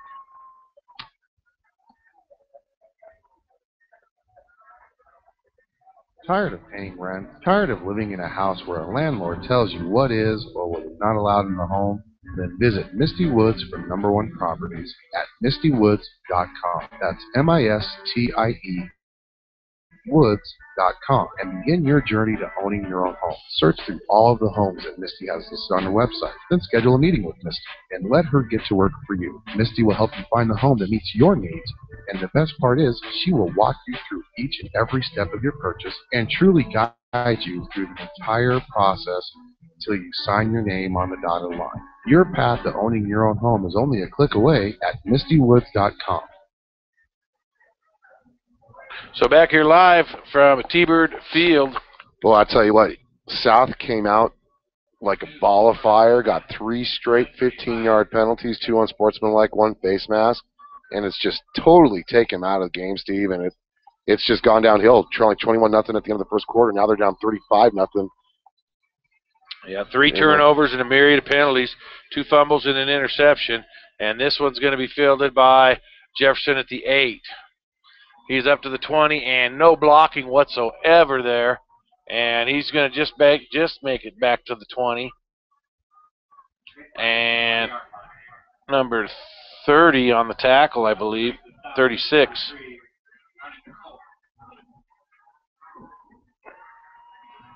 And I had Terrell Proby. So South, they'll line it up and give her another try here. Well, I'll tell you what, South in the second quarter, Steve, they have mustered 14 yards of offense. And that time we're going to go left tackle. Number 74 with the tackle, Jefferson with the carry. Looks like they're going to give him about Kevin Dassis. 3 yards. Oh, my goodness. You guys are cheating guys over there. Yeah, 74 made the tackle. I'm keeping it with number 74. I don't know what game they're watching out there, Steve. I was even doing stats and I saw it. Yeah. Austin Barker right now sitting at 31 yards. He's only thrown 1 pass attempt until right there. Boy, he's just going in the second quarter. Float that one up for Habercorn and incomplete.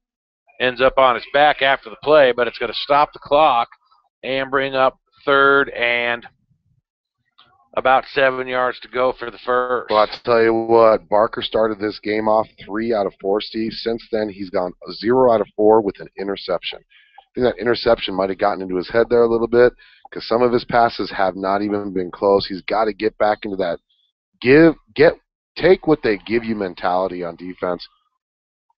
I mean, on offense, sorry. And they're going to pitch this time, Marquez Jefferson, and he's going to cut it back into the meat of the defense. He had the edge wide open. And it looks like 44, Jack Danny's going to make the tackle. Give him a gain of 2. Make it 4th down to 5. South sitting at 19 yards total offense in the second quarter. This is going to be our 9th play of the second quarter, Steve. 6:10 left in the second quarter on the SCCDA scoreboard. South trailing 35-0. Make sure you stay tuned at halftime for the American Storage and Postal halftime show where we'll go over stats as South's about to punt.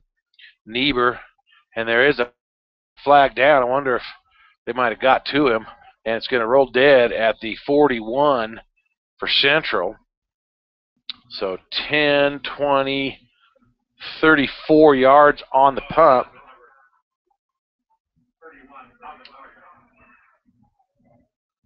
And I don't know what that is. Is that unsportsmanlike conduct?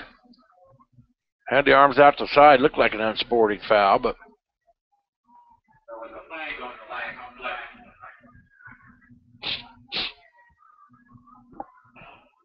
check it, 33 yards on the punt. Well, they're talking to an East player.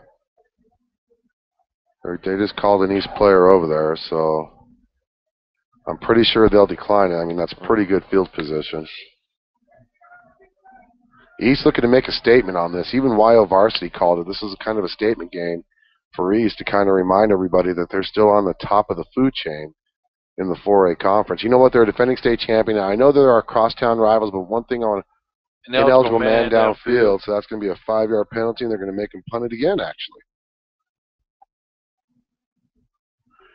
The one great thing about East winning the state championship last year, Steve, is Cheyenne is the only city in the state of Wyoming that has a hard district system. And what that means is you have to go to the school that you're in that district in, so that you're districted in. So to be able to have a Cheyenne team that has 3 high schools be able to beat Gillette and Natrona's for the state championships, that they don't have a hard district system, is a real testament to Cheyenne, period.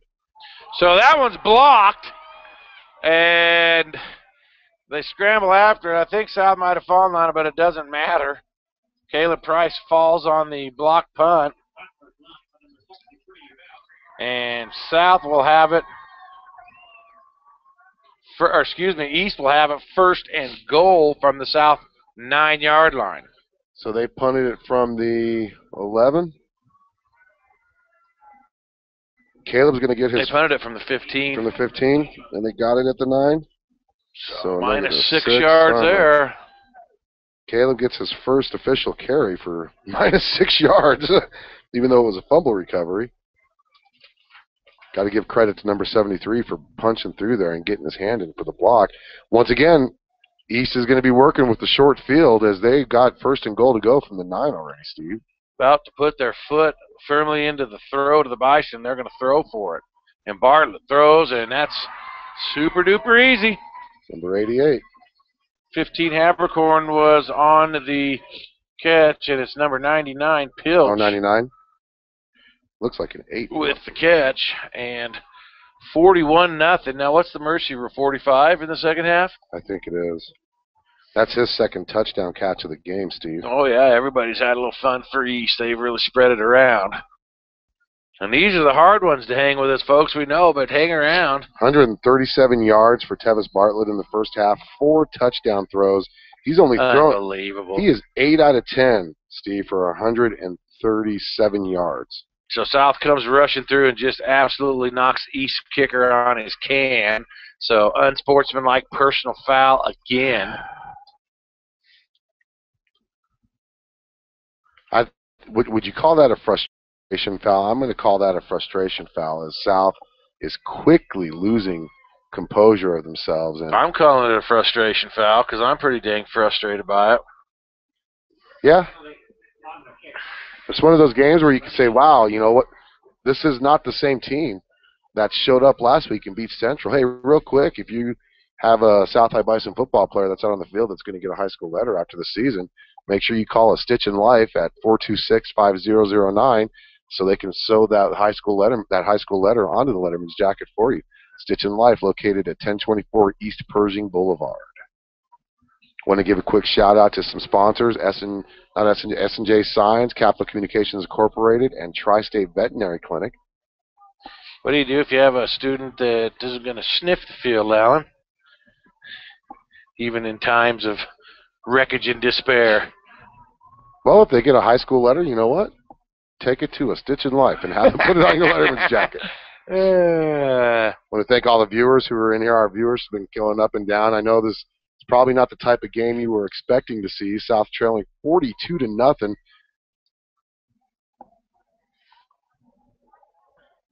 .537 to go, first quarter. SCCDA scoreboard has East 42, South 0. So that you know, there is a mercy rule in 4A high school football and all high school football, actually, in Wyoming. In the second half, if one team gains a 45-point advantage at any point in the second half, then the clock will run for the remainder of the game, except for scores, penalties, injuries, or timeouts. Penalties, injuries, or timeouts. The spit rule. Maybe that's something, Steve, the city of Cheyenne should look into in their mercy rules. Yeah, be nice. And that one may work itself into the end zone, and it does. So touchback, and South will take possession. They have 5:37 to work with, and they'll start at their own 20-yard line. And not the way that the Bison wanted to come out after their big win last week against Central High. and certainly had high hopes to play a competitive game here tonight, but they have just not done themselves any good in the penalties and turnover department. East has worked the entire night with short fields, and South finds themselves in a huge hole. Jefferson going to get a positive, nice little gain there. About 7 on the pickup. Wisdorf and Brian Bell, 73, make the play for the Thunderbirds. Second down 3.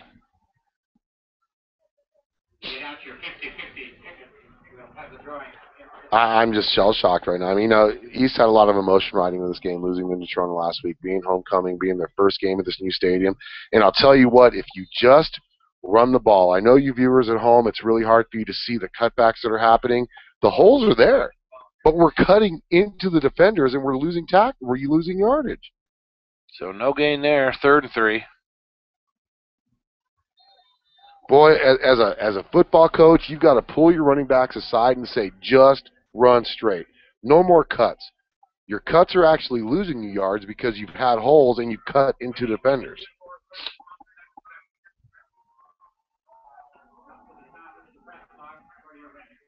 Barker's going to throw, and he's got a man, Habercorn. That's Brendan Nelson, correct.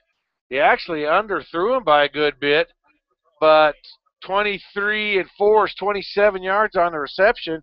Nice adjustment on the ball by Brendan Nelson. Well, and maybe that's something that can get this East offense going. You know, the South offense going. That's our first down of the second quarter, Steve, and it came with 4:21 left in the half. That's important. That's confidence maker for Austin Barker, first of all, because that's his first completion since that interception too. So. 1st and 10 South, now working in East territory. Quick pass to DeBruyn. DeBruyn going to be one-on-one. That's actually a lateral. I'm going to give him a rush for that. I can't. Yeah, he did backwards pass. That was a backwards pass, so I'm going to give him a rush for that. Wisdorf drives him out of bounds. And are they going to give him about a yard? Let's be nice and give him a yard, 2nd and 9. Now here's the question. Is the official stat keeper here at East going to give that a pass or a rush because it was a backwards pass? I'm counting it as a rush. Sorry, Bison fans, I can't count that as a pass completion. Now Barker's going to pass. This one's definitely a pass. Thrown over the middle, I believe that's Shane Dilsaver with the catch. And that's the arm right there that Austin Barker has. He drills it to Dilsaver, and that'll be... Marking it right, that's a 10-yarder, 9-yarder. So 1st down for the Bison. They're starting to move the chains a little bit here late in the first half. That's the first catch by Shane Dilsaver, too. South with 4 first downs in the first half, 2 of them coming on this drive right here, Steve. And it looked like a broken play there. I don't know if Barker was supposed to hand that off or not, but he's going to end up going down for a loss of a yard. So make it 2nd and 11. Did not see. Barker keeping the ball. Ball down to number 77, Hawkup. So 77, Hawkup, as good as any of them, I guess. 3:13 to go.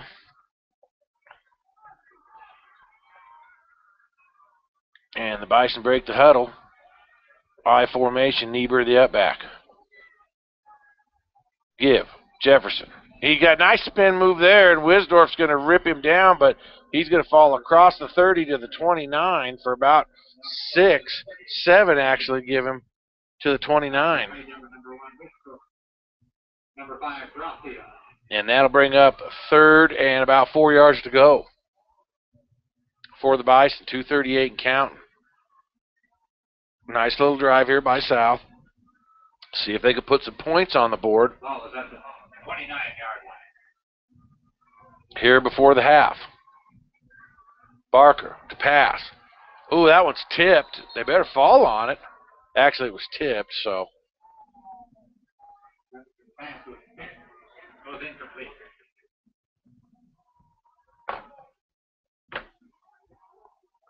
South sitting right now in the game, Steve, 21 yards rushing on 20 carries.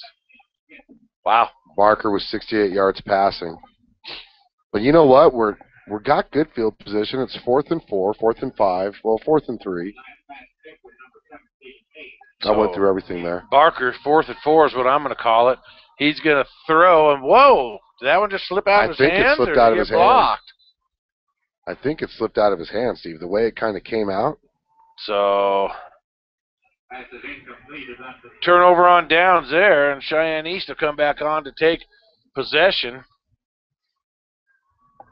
2:13 to go. They're up 42-0, and I want to give a shout out to one of our sponsors of the 11-12 BISN, Laramie County Commissioner Buck Holmes, who donated and became a sponsor. He's not running for re-election as he ran a 4-year term at Laramie County Commissioner this year. I want to thank you for your support. Tri-State Veterinary Clinic, Capital Communications Incorporated, all thanks for being sponsors of 11-12 BISN. Kraft will try the right, but Shane Dillsaver's going to grab him and drag him to the ground, and that's what you call a solo tackle there for Dillsaver. Got about 4 yards on the carry. Oh.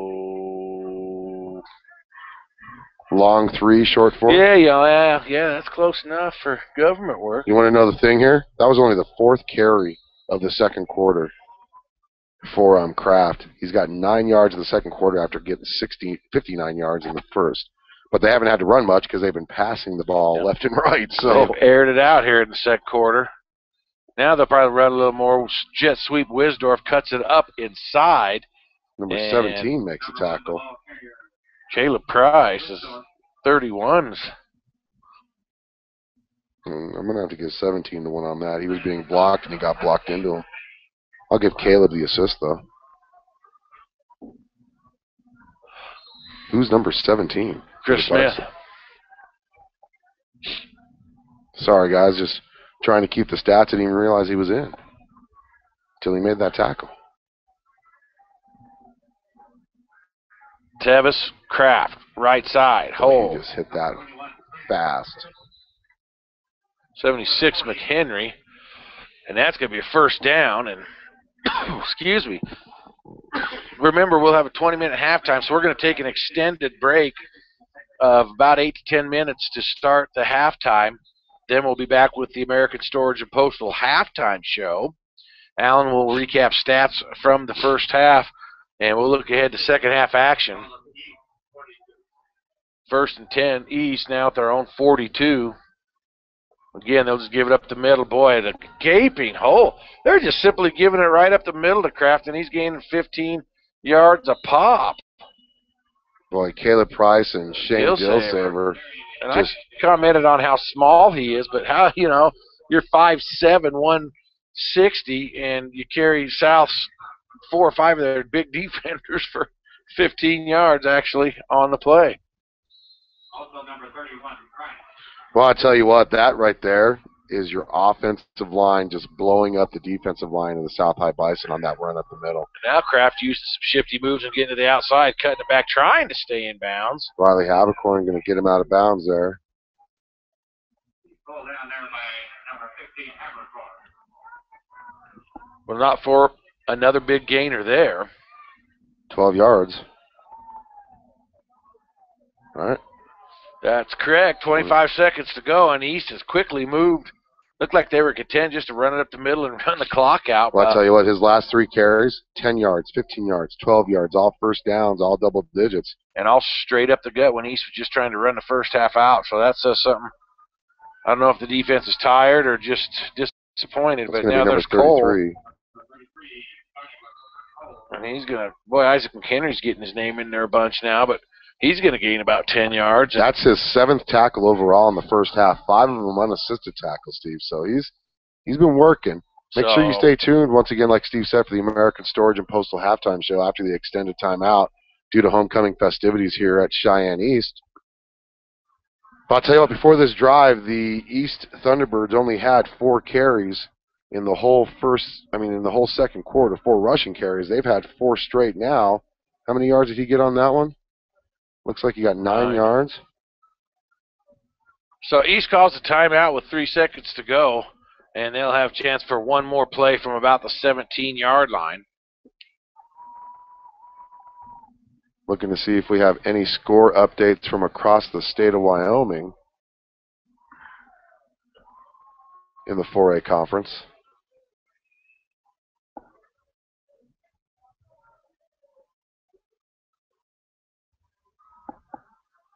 Looks like they're going to come out for a field goal attempt. And that would put it at the obligatory 45-point lead. So if that's the case, we'll come out and start the second half, and that baby will just run.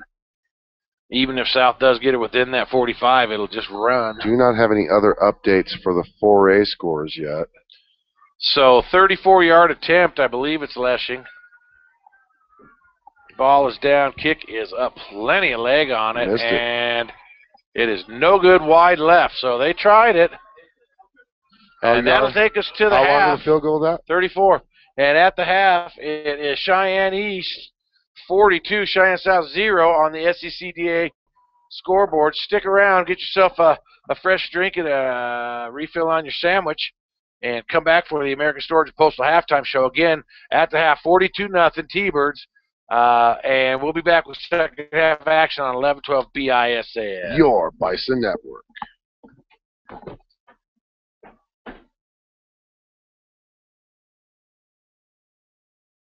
Hey, I've got a question. Why pay all that money for an expensive airbrush or paint job for custom graphics? Here's an idea. Check out Custom Illusions and put on those graphics with their hydro dipping process. Go down and see Randy Peterson. And if you got a doubt, hey, he'll let you know. Give him a call, 634-DIP. That's 634-3477, or stop by at 909 East Fox Farm Road, number 1. This is number 46, Shane Dillsaver from the South High Bison football team, and you are listening to the American Storage and Postal Halftime Show on 1112 BISN.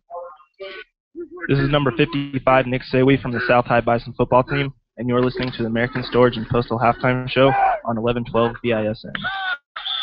This is what matters. This is beyond X's and O's.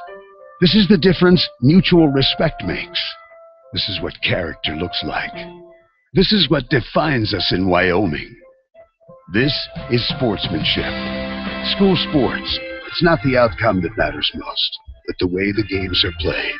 This message presented by the Wyoming High School Activities Association and the Wyoming Interscholastic Athletic Administrators Association. This is number 4, Austin Barker from the South High Bison football team. Don't go anywhere as you're listening to the American Storage and Postal Halftime Show on 1112 BISN World Bison Network. What do high school students, student athletes, police, fire, and military personnel all have in common? They often have a need to have patches and other items sewn on the letter jackets, jerseys, sports officials' clothing, and uniforms. That's why you need to see a Stitch in Life here in Cheyenne. They are the high-quality, low-price experts for all your patch attachments, sewing, and embroidery needs. Shannon and her staff specialize in sewing and embroidery and will give you fast, quality service for a low price. So if you've earned that academic or athletic letter in high school, proudly serve as a policeman, fireman, or military member, then call us Stitch in Life at 307-426-5009. Once again, that's 307-426-5009, or visit them at 1024 East Pershing Boulevard for all your sewing, tailoring, and embroidery needs. And make sure to tell them 1112 BISN sent you. This is number 46, Shane Dillsaver from the South High Bison football team, and you are listening to the American Storage and Postal Halftime Show on 1112 BISN. This is number 46, Shane Dillsaver from the South High Bison football team, and you are listening to the American Storage and Postal Halftime Show on 1112 BISN. This is number 55, Nick Sawi from the South High Bison football team, and you're listening to the American Storage and Postal Halftime Show on 1112 BISN. This is what matters. This is beyond X's and O's. This is the difference mutual respect makes. This is what character looks like. This is what defines us in Wyoming. This is sportsmanship. School sports. It's not the outcome that matters most, but the way the games are played. This message presented by the Wyoming High School Activities Association and the Wyoming Interscholastic Athletic Administrators Association. This is number 4, Austin Barker from the South High Bison football team. Don't go anywhere as you're listening to the American Storage and Postal Halftime Show on 1112 BISN World Bison Network. What do high school students, student athletes, police, fire, and military personnel all have in common? They often have a need to have patches and other items sewn on the letter jackets, jerseys, sports officials' clothing, and uniforms. That's why you need to see A Stitch in Life here in Cheyenne. They are the high-quality, low-price experts for all your patch attachments, sewing, and embroidery needs. Shannon and her staff specialize in sewing and embroidery and will give you fast, quality service for a low price. So if you've earned that academic or athletic letter in high school, proudly serve as a policeman, fireman, or military member, then call A Stitch in Life at 307-426-5009. Once again, that's 307-426-5009, or visit them at 1024 East Pershing Boulevard for all your sewing, tailoring, and embroidery needs. And make sure to tell them 1112 BISN sent you. This is number 55, Nick Sayway from the South Bison football team, and you're listening to the American Storage and Postal Halftime Show on 1112 BISN. This is number 46, Shane Dosaver from the South Bison football team, and you are listening to the American Storage and Postal Halftime Show on 1112 BISN. This is number 55, Nick Sayway from the South Bison football team, and you're listening to the American Storage and Postal Halftime Show on 1112 BISN. This is what matters. This is beyond X's and O's. This is the difference mutual respect makes. This is what character looks like. This is what defines us in Wyoming. This is sportsmanship. School sports. It's not the outcome that matters most, but the way the games are played. This message presented by the Wyoming High School Activities Association and the Wyoming Interscholastic Athletic Administrators Association.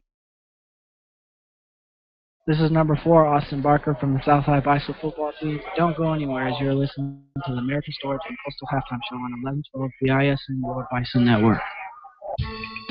What do high school students, student athletes, police, fire, and military personnel all have in common? They often have a need to have patches and other items sewn on the letter jackets, jerseys, sports officials' clothing, and uniforms. That's why you need to see A Stitch in Life here in Cheyenne. They are the high-quality, low-price experts for all your patch attachments, sewing, and embroidery needs. Shannon and her staff specialize in sewing and embroidery and will give you fast, quality service for a low price. So if you've earned that academic or athletic letter in high school, proudly serve as a policeman, fireman, or military member, then call A Stitch in Life at 307-426-5009. Once again, that's 307-426-5009, or visit them at 1024 East Pershing Boulevard for all your sewing, tailoring, and embroidery needs. And make sure to tell them 1112 BISN sent you. This is what matters. This is beyond X's and O's. This is the difference mutual respect makes. This is what character looks like. This is what defines us in Wyoming. This is sportsmanship. School sports. It's not the outcome that matters most, but the way the games are played. This message presented by the Wyoming High School Activities Association and the Wyoming Interscholastic Athletic Administrators Association. This is number 46, Shane Dosaver from the South Bison football team, and you are listening to the American Storage and Postal Halftime Show on 1112 BISN. This is number 55, Nick Sayway from the South Bison football team, and you're listening to the American Storage and Postal Halftime Show on 1112 BISN. This is what matters. This is beyond X's and O's. This is the difference mutual respect makes. This is what character looks like. This is what defines us in Wyoming. This is sportsmanship. School sports. It's not the outcome that matters most, but the way the games are played. This message presented by the Wyoming High School Activities Association and the Wyoming Interscholastic Athletic Administrators Association. This is number 4, Austin Barker from the South Bison football team. Don't go anywhere as you're listening to the American Storage and Postal Halftime Show on 1112 BISN World Bison Network. What do high school students, student athletes, police, fire, and military personnel all have in common? They often have a need to have patches and other items sewn on the letter jackets, jerseys, sports officials' clothing, and uniforms. That's why you need to see a Stitch in Life here in Cheyenne. They are the high-quality, low-price experts for all your patch attachments, sewing, and embroidery needs. Shannon and her staff specialize in sewing and embroidery and will give you fast, quality service for a low price. So if you've earned that academic or athletic letter in high school, proudly serve as a policeman, fireman, or military member, then call us Stitch in Life at 307-426-5009. Once again, that's 307-426-5009, or visit them at 1024 East Pershing Boulevard for all your sewing, tailoring, and embroidery needs. And make sure to tell them 1112 BISN sent you. This is number 46, Shane Dilsaver from the South High Bison football team, and you are listening to the American Storage and Postal Halftime Show on 1112 BISN. This is number 46, Shane Dilsaver from the South High Bison football team, and you are listening to the American Storage and Postal Halftime Show on 1112 BISN. This is number 55, Nick Sayway from the South High Bison football team, and you're listening to the American Storage and Postal Halftime Show on 1112 BISN. This is what matters. This is beyond X's and O's. This is the difference mutual respect makes. This is what character looks like.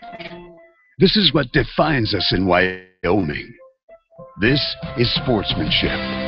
School sports. It's not the outcome that matters most, but the way the games are played. This message presented by the Wyoming High School Activities Association and the Wyoming Interscholastic Athletic Administrators Association. This is number 4, Austin Barker from the South High Bison football team. Don't go anywhere as you're listening to the American Storage and Postal Halftime Show on 1112 BISN Bison Network. What do high school students, student athletes, police, fire, and military personnel all have in common? They often have a need to have patches and other items sewn on the letter jackets, jerseys, sports officials' clothing, and uniforms. That's why you need to see a Stitch in Life here in Cheyenne. They are the high-quality, low-price experts for all your patch attachments, sewing, and embroidery needs. Shannon and her staff specialize in sewing and embroidery and will give you fast, quality service for a low price. So if you've earned that academic or athletic letter in high school, proudly serve as a policeman, fireman, or military member, then call us Stitch in Life at 307-426-5009. Once again, that's 307-426-5009, or visit them at 1024 East Pershing Boulevard for all your sewing, tailoring, and embroidery needs. And make sure to tell them 1112 BISN sent you. Hey, I've got a question. Why pay all that money for an expensive airbrush or paint job for custom graphics? Here's an idea. Check out Custom Illusions and put on those graphics with their hydro dipping process. Go down and see Randy Peterson. And if you got a doubt, hey, he'll let you know. Give him a call, 634-DIP. That's 634-3477, or stop by at 909 East Fox Farm Road, number 1. This is number... All right, fans, back here at halftime on the American Storage and Postal Halftime Show from Ogie Blanchard Sports Complex, and it was all Thunderbirds in the first half as they jumped out to a 42-0 lead on the SCCDA scoreboard, and Alan's going to give you a rundown of stats and tell you a little bit why that score is what it is. Well, for those of you watching this broadcast, you can see we gave up 21 first quarter and the second quarter. Look at the total offense there, though. East racking up 264 yards of offense. South only able to muster 88 yards. 20 of those 88 yards, Steve, coming on the ground, 68 coming in the air. The big thing you got to look at there is the 3 turnovers that we have given up. East not giving up any turnovers. First downs, East with 9. 3 penalties for East for 20 yards. First downs for South, 4 penalties for South, 6 penalties, which isn't bad considering we had 4 in the first quarter for 75 yards. Go ahead and look at it. Individual statistics for the Bison. Leading rusher for the Bison in the first half is Marquez Jefferson, who has 11 carries for 33 yards. You look at everybody else, Kelby Niebuhr, of course, that's kind of a foretelling stat because he's got 3 carries for negative 20 yards, but he had a negative 24-yard loss on a botched snap over his head. Caleb Price with a negative 6-yard one for a fumble recovery. Jake Brown, second leading rusher, with 3 carries for 14 yards. Then in passing, you've got Austin Barker. Low for the season so far. Third game in, he's only got 68 yards passing on 41% completion, 5 out of 12. He's got 1 interception, his first interception of the year. His leading receiver, Riley Habercorn, 2 catches for 27 yards. Brendan Nelson, 1 catch for 27 yards, and Jake and Shane Dillsaver combining for 1 catch each for a total of 14 yards. And that's pretty much your game right there. And we will have to update those rushing yards for South because Caleb's yards actually came on a blocked punt, so you can't give him -6 on a blocked punt. But other than that, again, the stats for South are a little misleading because there's 24 yards lost rushing on 1 snap over the head. So, but even with that, South, even if you don't have that, South's under 50 yards rushing and just not able to get anything going. Jefferson's had some holes, but a lot of times he's ran back into the pursuit and things of that nature. So South just hasn't been able to get anything going. They started the game right off with a 15-yard face mask penalty. Then they had East back against the wall, let Tevis complete a 22-yard pass, and then added another unsportsmanlike on top of that. So the wheels on the bus came off early. The lugs at least came loose, and the wheels just completely came off the bus. And that's the story of the first half here. Let's have Alan take you around the state and give you updated scores from 4A football here on this Friday Night Frenzy. Well, on the South Cheyenne Community Development Association scoreboard, you're going to notice one thing. 4 of the top 5 teams are taking control of the state right now, as number 1 Gillette leading 35-0 over Cheyenne Central at the half. Number 2 Natrota leading 44-0 at the half over Laramie. Number 3 Sheridan leading 42-14 over Evanston, and then of course our number 5 Bison trailing the number 4 Thunderbirds 42-0. And then in the game of the week, Kelly Walsh is trailing Rock Springs 8-0 at the half, as Rock Springs made the trek, if I'm correct, up to Casper for that. We'll be going to Casper next week, Kelly Walsh, to play the Trojans in a game that could determine, honestly, playoff position. If Kelly Walsh wins this game, you never know. But South right now, kind of like all the other teams in the state, minus Kelly Walsh and Rock Springs, I mean, every top team is just taking it to the other teams. I mean, you look at it right now, 4 out of the 5 top 5 teams are shutting out their opponents. Well, and it's they said at the beginning of the year, and I think it's holding true to form. There's really the upper echelon teams, the Gillettes, the Natronas, the Cheyenne East, and they're actually showing why on a night like tonight, as they're just kind of dismantling the opponents. So that'll just about do it for the American Storage and Postal halftime show. At the half, on homecoming, East opening this beautiful new complex in style from their perspective, as Cheyenne East leads at the half, 42-0 on the SCCDA scoreboard. Let's take an extended timeout and come back for second half football. You're listening to high school football Bison style on 1112 BISN. Your Bison Network. This is number 4, Austin Barker from the South High Bison football team. Don't go anywhere as you're listening to the American Storage and Postal Halftime Show on 1112 BISN World Bison Network. This is number 46, Shane Dillsaver from the South High Bison football team, and you are listening to the American Storage and Postal Halftime Show on 1112 BISN. Hey, I've got a question. Why pay all that money for an expensive airbrush or paint job for custom graphics? Here's an idea. Check out Custom Illusions and put on those graphics with their hydro dipping process. Go down and see Randy Peterson. And if you got a doubt, hey, he'll let you know. Give him a call, 634-DIP. That's 634-3477, or stop by at 909 East Fox Farm Road, number 1. What do high school students, student athletes, police, fire, and military personnel all have in common? They often have a need to have patches and other items sewn on the letter jackets, jerseys, sports officials' clothing, and uniforms. That's why you need to see a Stitch in Life here in Cheyenne. They are the high-quality, low-price experts for all your patch attachments, sewing, and embroidery needs. Shannon and her staff specialize in sewing and embroidery and will give you fast, quality service for a low price. So if you've earned that academic or athletic letter in high school, proudly serve as a policeman, fireman, or military member, then call us Stitch in Life at 307-426-5009. Once again, that's 307-426-5009, or visit them at 1024 East Pershing Boulevard for all your sewing, tailoring, and embroidery needs. And make sure to tell them 1112 BISN sent you. This is what matters. This is beyond X's and O's. This is the difference mutual respect makes. This is what character looks like. This is what defines us in Wyoming. This is sportsmanship. School sports. It's not the outcome that matters most, but the way the games are played. This message presented by the Wyoming High School Activities Association and the Wyoming Interscholastic Athletic Administrators Association. This is number 55, Nick Sayway from the South High Bison football team, and you're listening to the American Storage and Postal Halftime Show on 1112 BISN. This is number 4, Austin Barker from the South High Bison football team. Don't go anywhere as you're listening to the American Storage and Postal Halftime Show on 1112 BISN World Bison Network. This is number 46, Shane Dillsaver from the South High Bison football team, and you are listening to the American Storage and Postal Halftime Show on 1112 BISN. Hey, I've got a question. Why pay all that money for an expensive airbrush or paint job for custom graphics? Here's an idea. Check out Custom Illusions and put on those graphics with their hydro dipping process. Go down and see Randy Peterson. And if you got a doubt, hey, he'll let you know. Give him a call, 634-DIP. That's 634-3477, or stop by at 909 East Fox Farm Road, number 1.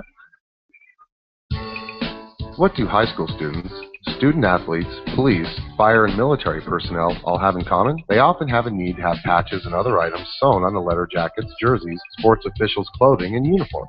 That's why you need to see A Stitch in Life here in Cheyenne. They are the high-quality, low-price experts for all your patch attachments, sewing, and embroidery needs. Shannon and her staff specialize in sewing and embroidery and will give you fast, quality service for a low price. So if you've earned that academic or athletic letter in high school, proudly serve as a policeman, fireman, or military member, then call A Stitch in Life at 307-426-5009. Once again, that's 307-426-5009. Or visit them at 1024 East Pershing Boulevard for all your sewing, tailoring, and embroidery needs. And make sure to tell them 1112 BISN. This is what matters. This is beyond X's and O's. This is the difference mutual respect makes. This is what character looks like. This is what defines us in Wyoming. This is sportsmanship. School sports. It's not the outcome that matters most, but the way the games are played. This message presented by the Wyoming High School Activities Association and the Wyoming Interscholastic Athletic Administrators Association. This is number 55, Nick Sayway from the South High Bison football team, and you're listening to the American Storage and Postal Halftime Show on 1112 BISN. This is number 55, Nick Sayway from the South High Bison football team, and you're listening to the American Storage and Postal Halftime Show on 1112 BISN. This is number 46, Shane Dillsaver from the South High Bison football team, and you are listening to the American Storage and Postal Halftime Show on 1112 BISN. Hey, I've got a question. Why pay all that money for an expensive airbrush or paint job for custom graphics? Here's an idea. Check out Custom Illusions and put on those graphics with their hydro dipping process. Go down and see Randy Peterson. And if you got a doubt, hey, he'll let you know. Give him a call, 634-DIP. That's 634-3477, or stop by at 909 East Fox Farm Road, number 1. What do high school students, student athletes, police, fire, and military personnel all have in common? They often have a need to have patches and other items sewn on the letter jackets, jerseys, sports officials' clothing, and uniforms. That's why you need to see A Stitch in Life here in Cheyenne. They are the high-quality, low-price experts for all your patch attachments, sewing, and embroidery needs. Shannon and her staff specialize in sewing and embroidery and will give you fast, quality service for a low price. So if you've earned that academic or athletic letter in high school, proudly serve as a policeman, fireman, or military member, then call A Stitch in Life at 307-426-5009. Once again, that's 307-426-5009, or visit them at 1024 East Pershing Boulevard for all your sewing, tailoring, and embroidery needs. And make sure to tell them 1112 BISN. This is what matters. And we are back here from T-Bird Stadium here at beautiful new Oakey Blanchard Sports Complex. The score at the half on the SCCDA scoreboard is Cheyenne East 42, Cheyenne South 0. We are in the warm-up period. The 20-minute halftime is over, and now we're in the warm-up period. 3 minutes put on the clock, and South will have the ball to start the second half. And Alan, what is the goal for South from their perspective? What is their goal for the second half? You want to play for respect right now, Steve. You've taught your kids to never give up, Steve. As a head coach, you've preached and you preach to the Bison Athletic students, never give up a game. And you know, this is unfortunately what we're seeing right here, a situation that South is all too familiar with, being on this side of the scoreboard and such a lopsided score, because that's how it's been so long. But you want to teach your kids, play with pride, play hard, try to start building something now that they can carry into next week against Kelly Walsh. Right now, you just want to try to start ironing out some of the wrinkles that got put into your game plan in the first half, so that you can have that positive practice, those positive practices coming up next week. So next week's a big one. South needs to keep their chin up in this one, keep playing hard. But next week will be a big one. It'll have playoff implications in the fourth week of the season as they go up and face a Kelly Walsh team that is in danger of going to 0-3 as they are losing to Rock Springs 8-0 in the first half of that game. So it's imperative for South to continue to work hard here, continue to play hard. It's when you think you're down and you think you don't have a chance to get back in the game that you start taking plays off or maybe going half speed on stuff, and that's when you can get guys hurt. That's exactly when you get guys hurt. And here's what sucks about that, Steve, is we've already seen that. We've already seen guys take plays off in that whole second quarter. And thankfully nobody's been hurt, but you never know what can happen, especially with as cold as it is outside. You can pull a muscle, you can, do something. So you've got to be able to play hard. And like we said earlier, you've got to make sure that you start building something positive going into next week's practices against Kelly Walsh, because Rock Springs is leading 8-0, but and if Rock Springs win that game, they're going to have a full game up on us until we play them. Be interesting to see how this one goes in the second half, and if Tracy Pugh decides to use any of his bench players in a game like this, if it continues to go the way it has, continues to get out of hand, or if he's going to stick with the same 12 or 13 that carry the load. I'll tell you what, Steve, I know you're counting on it, but well, I'm not counting. I'm absolutely not counting on it. I've seen this before, and I've seen our starters stay on the field, but I do hope that he does get some of our younger guys in. And you got a personal stake in it, that's fine, but it's not just that. It's just you don't want anybody to get hurt. Well, there's valuable experience to be gained, not just by one kid, but by number 13 just booted it way out of the end zone. A number of guys. So that's in and out of the end zone, and here come the Bison on offense. They'll start at their own 20.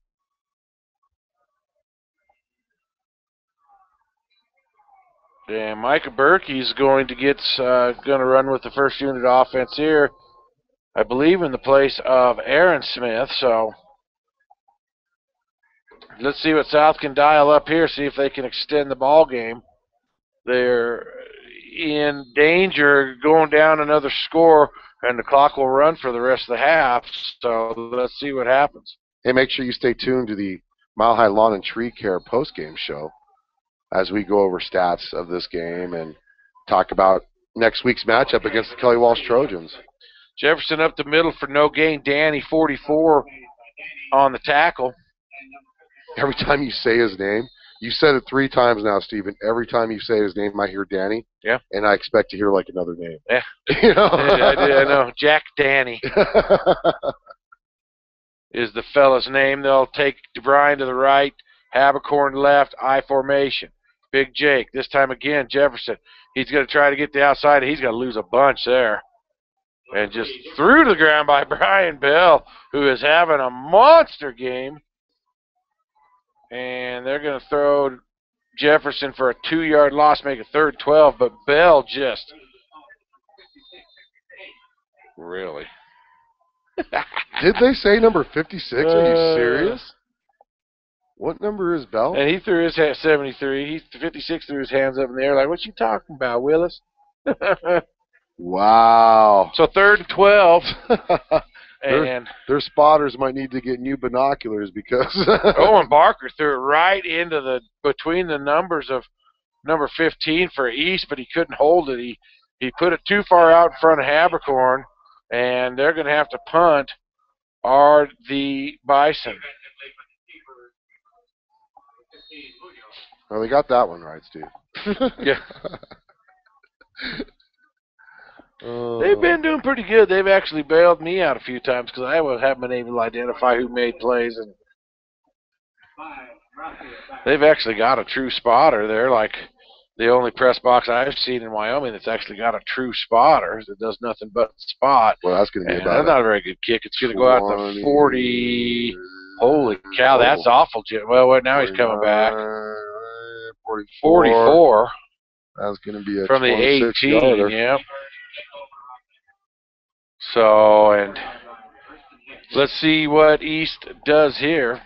Uriah Grazia was back to receive the punt that went out of bounds. Grazia, former Bison.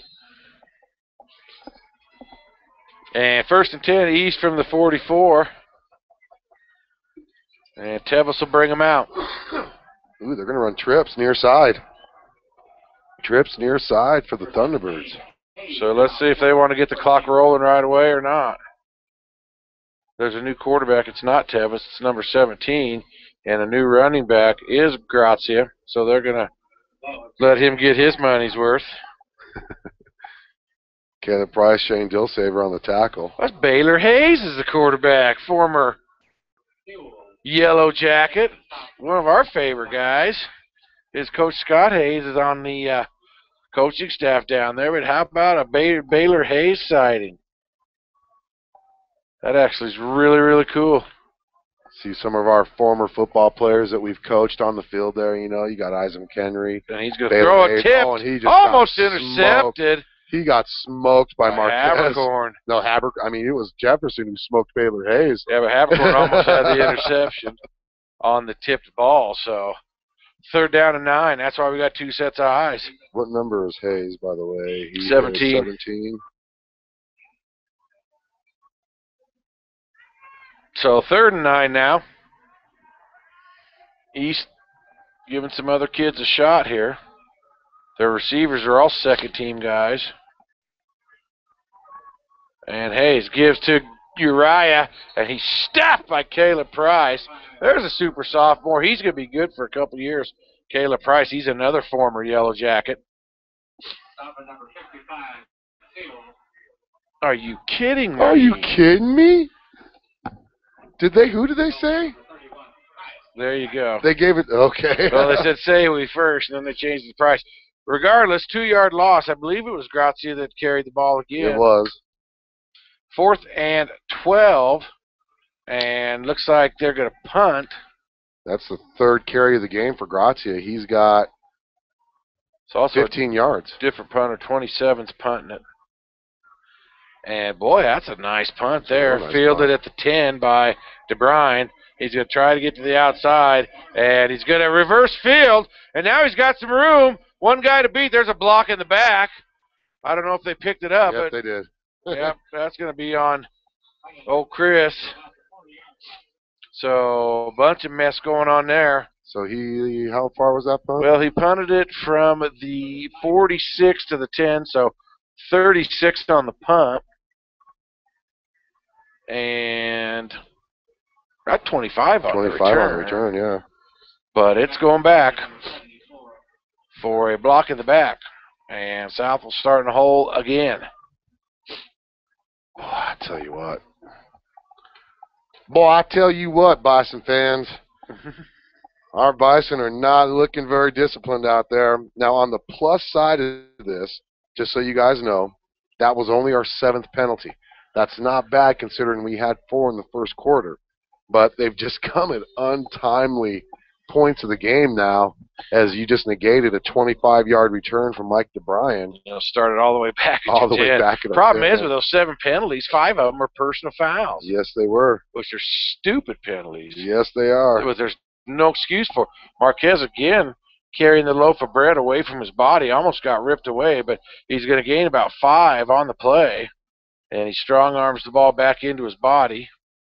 We'll have to rely on the East public address announcer because I didn't see who made the tackle there. I think there was like 13 Thunderbirds there.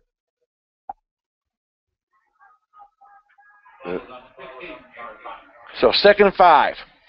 They didn't give it a tackle. And Jefferson's going to be a workhorse, and he's going to get some hard yards there, about 2 or 3. Grazia is going to be credited with the tackle. 33 was on the tackle, along with 5. 33 made the initial hit. So they gave him about 2 Garnica yards. Cole. Actually, they gave him 3 on that carry. So 3rd and 2. 4 South. Barker gets the play and trots it into the huddle. 4th and, short, long one. 3rd and 2. Oh, 3rd. I thought it was 4th. They had 4th up there originally. 3rd down and 2 for the Bison. Give. Straight ahead. No, option. Barker's going to keep it. He's going to have a first slide down. Wow, did East target him there? Looked like he gave himself up. That's what I thought, too. And it's Grazia. His name's going to be all over the papers. Yes, it is. With his play.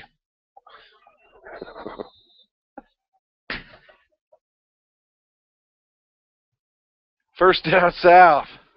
Former Bison making a name for himself over here with the Thunderbirds. At the 23-yard line. How many yards is that? 5. And now Kez is starting to come uncorked a little bit. He's going to at least help his own stat line. 22 on that tackle for the Thunderbirds. And that is Sawyer Sizz. Say that 3 times as fast as you can. Sawyer Sizz, Sawyer Sizz, Sawyer Sizz. Just so you know, Austin Barker's first down run was the first rushing first down for the Bison this game. Sawyer Sizz made a big tackle there, though. 5 yards on the carry. And Jefferson will get it again, and he's just workhorsing it. And that time he's got to lose yards. No, they're gonna give him forward progress, it looks like, Steve. Are they? They got him marked at the 29 3/4. Oh no, see? Well, they did give him up to the 30-yard line. That's a 2-yard gain. And that'll bring up 3rd down to 3, but looked like he lost yards on the play. But nice forward progress there, as half of the South line was spectators on that play. Now Barker to pass, setting up a screen. He's got a middle screen to Jefferson. Marquez has got room. He's to the 50. He's 45-40. He's 30. And dragged down from behind. Wow, what a play there. And I'm trying to see who got the tackle there. 36 on the tackle. And is that 44 yards on the pass. So what a play there. A nice setup screen play. And 36 is Terrell Proby with the touchdown saving tackle. And that's a huge first down for the Bison there. And they're all the way down to the 26 of South. Longest play of the game for South. Austin's going to throw. He's looking over the middle. He's got a guy. Wow, I thought it was going to be intercepted, but Dilsaver catches the ball at about the 9-yard line. So 17 yards on that play.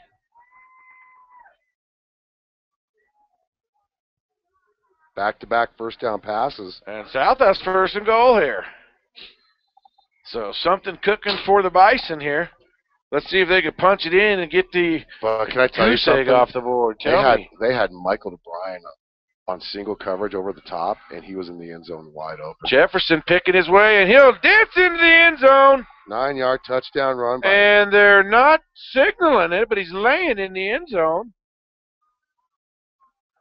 And let me guess, a flag. Oh, my goodness. Yep, far side of the field, right at the 12. And Marquez is hurt.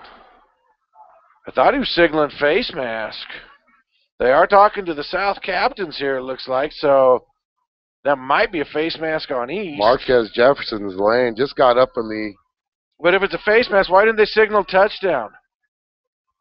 Touchdown's good. Jefferson. So Jefferson in for the score, and they'll probably tack the face mask penalty onto the kickoff. So get the goose egg off the board for South. South finally gets on the scoreboard after an impressive drive. They get off the schneid and on the scoreboard. Bryce Soder is that Bryce Soder in the kick? I don't know if it is or not. Soder, it is Soder. And he drills it through. So, 5:26 left, third quarter, South on the board. It's East 42, South 7. And you are listening on the SCCDA scoreboard. On the SCCDA scoreboard, and you're listening to high school football 11-12 BISN. Your Bison Network.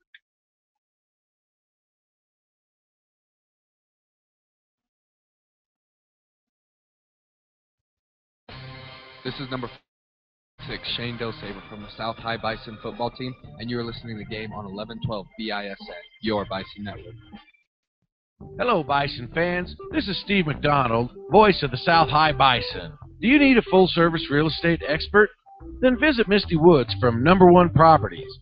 Whether you are buying or selling, her expertise and understanding of the local market can make your real estate transaction a success. Visit www.mistywoods, that's M-I-S-T-I-E woods.com, to learn about her services. Once again, that is www.mistywoods.com. Misty Woods and Number One Properties. Expertise. Well, let me tell you what, Steve. In the first half, we had 88 total yards of offense. In the third quarter so far, we've got 87. Just in the third quarter. Should have 90, shouldn't we? Started that drive at the 10. Didn't we? Maybe I'm off. The big thing, though, South had a little pep in their step coming off that play. That was a 90-yard drive, but maybe we lost some yards in there or something. Yeah. 22-5, so Grazia and Sizz back to receive. So maybe that was a 54-yard pass by Barker instead of 44. No, maybe it was 47 instead of 44.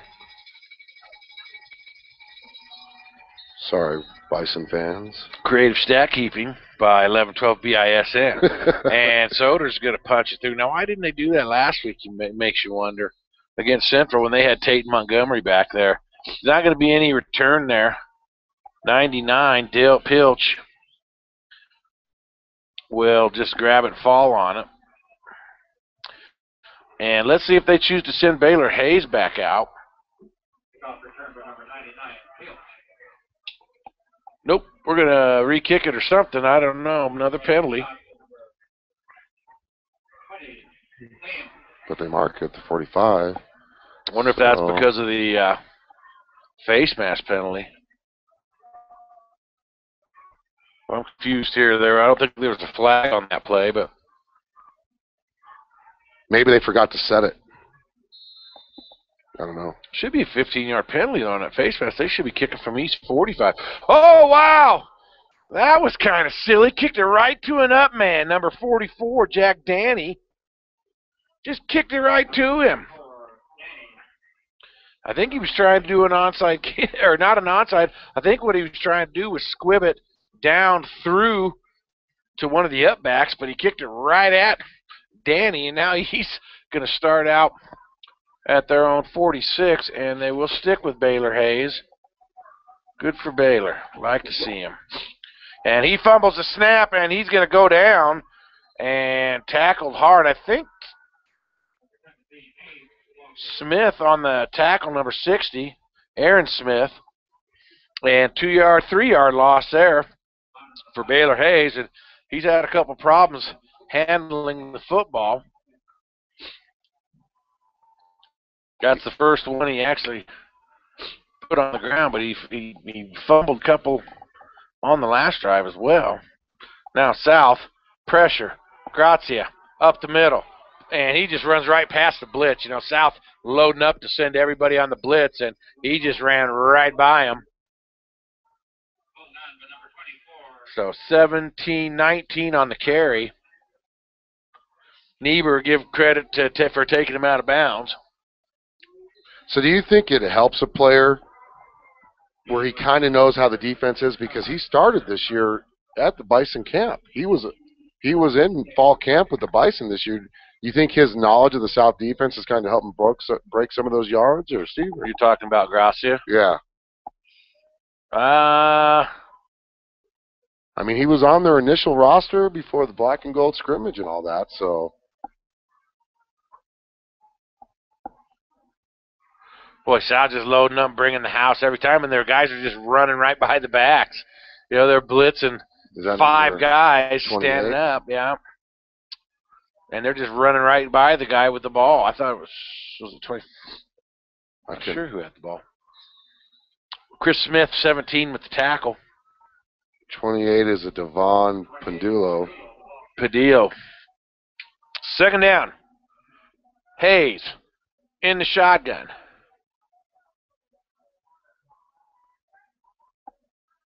Hayes, the heir apparent to Tevis.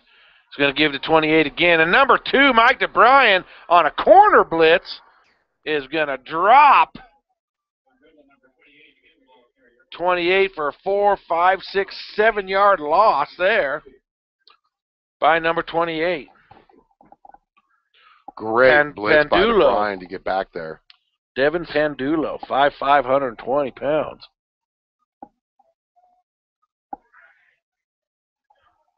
And that'll bring up 3rd and long now, 3rd and about 15 to go. And trips receivers come to the left, single split to the right, and a single back behind Baylor Hayes. Just got an update. It's still 35-0 between Gillette and Central going into the 4th quarter of that game. And I believe we're going to have a timeout, and we will. So timeout Thunderbirds, 2:46 to go, 3rd quarter, and on the SCCDA scoreboard, it's East 42, South 7. We'll be back after this timeout on 11:12 BISN. Your Bison Network. What do high school students, student athletes, police, fire, and military personnel all have in common? They often have a need to have patches and other items sewn on the letter jackets, jerseys, sports officials' clothing, and uniforms. That's why you need to see a Stitch in Life here in Cheyenne. They are the high-quality, low-price experts for all your patch attachments, sewing, and embroidery needs. Shannon and her staff specialize in sewing and embroidery and will give you fast, quality service for a low price. So if you've earned that academic or athletic letter in high school, proudly serve as a policeman, fireman, or military member, then call us Stitch in Life at 307-426-5009. Once again, that's 307-426-5009, or visit them at 1024 East Pershing Boulevard for all your sewing, tailoring, and embroidery needs. And make sure to tell them 1112 BISN sent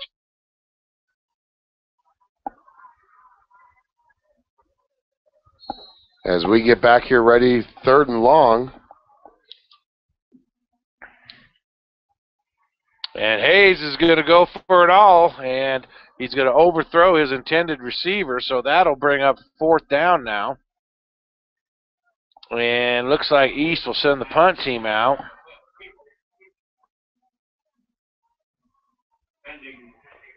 Chris Smith on the coverage. It was actually Chris Smith. Number 17 was out there. No, he was coming onto the field. Sorry, my fault. So it was Brendan Nelson on the coverage. So DeBruyn deep, and the punter will be... That kid's like 2 foot tall from up here. 27. Anthony Barnes. Boy, it's a nice kick. And DeBruyn's going to let it go into the end zone.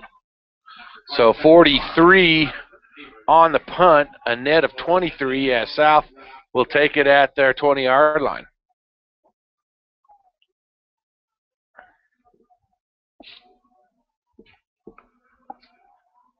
So South's got to really keep the momentum going. I mean, I know some of you Bison viewers that are probably checking in late. I mean, East has got a lot of their second-team guys in right now, but this is where you start building that positive momentum going into next week's game with Kelly Walsh. You know, you've got to erase what just happened against one of the top-ranked teams of the game, and then now you've got to just play ball and build that confidence back up after that horrific first half. They're going to counter it to Jefferson, and he speeds his way forward for about 4 yards. 4 yards. Looks like 58 with the stop. And Barker will bring the play in. Again, 2nd and 6 now. 2:11. Habercorn just checks out of the game, so we got Brendan Nelson in splitting wide at the top for the Bison. Quickly to the line. And they fake the counter. Barker rolls. He's got a man, and I believe that's Jake Brown. Yes, it is. Big Jake rumbles ahead. Number 11 and number 9 on the tackle.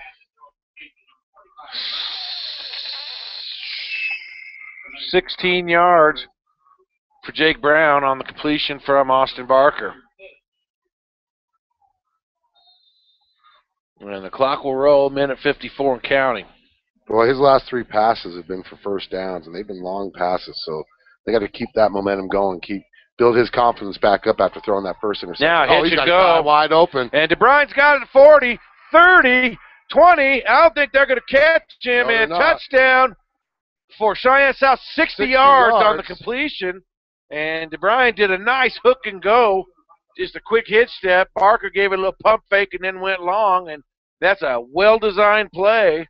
And South's going to be on the board there with their second touchdown of the game. And pending the extra point, they'll be within 28 points. You make that sound so nonchalant.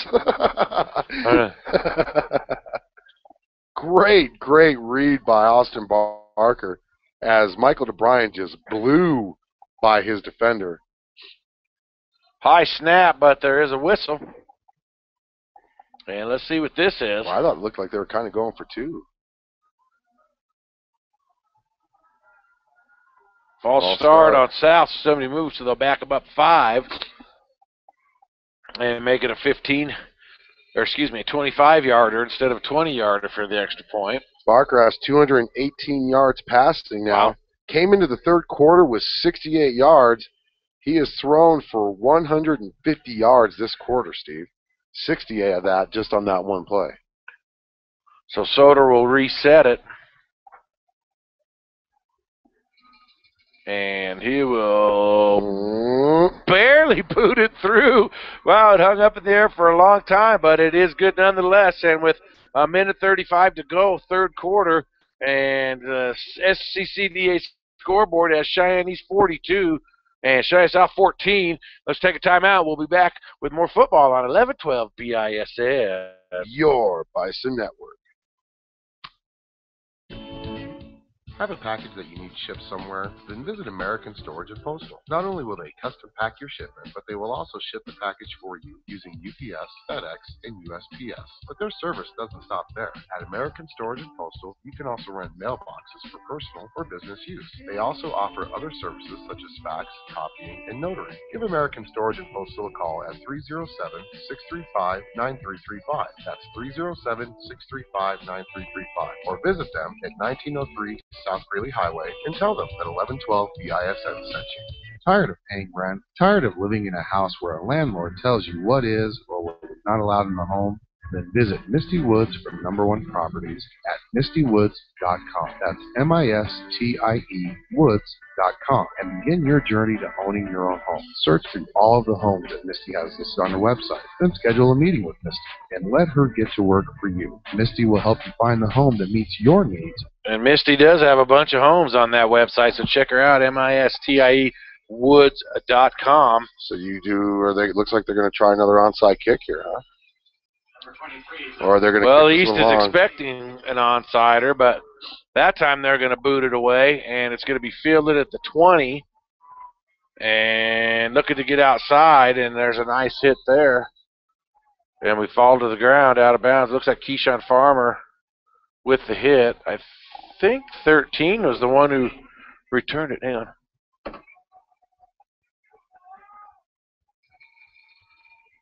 "21-yard return, whoever it was." Oh, my goodness. Yeah, No, it wasn't. I saw that one too, though. It was Havercorn. Keyshawn Farmer's the one that fell on him out of bounds. Yeah, but it was Havercorn who knocked him out.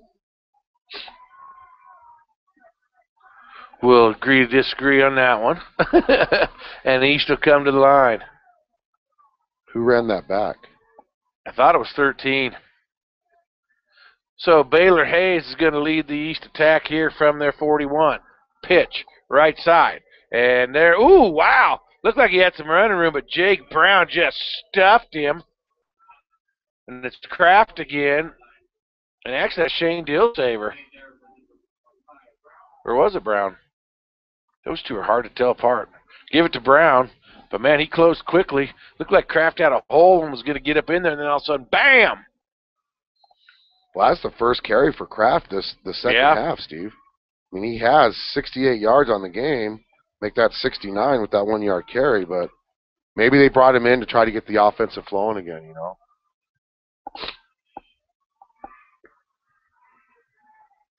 So Hayes with 2nd and 9.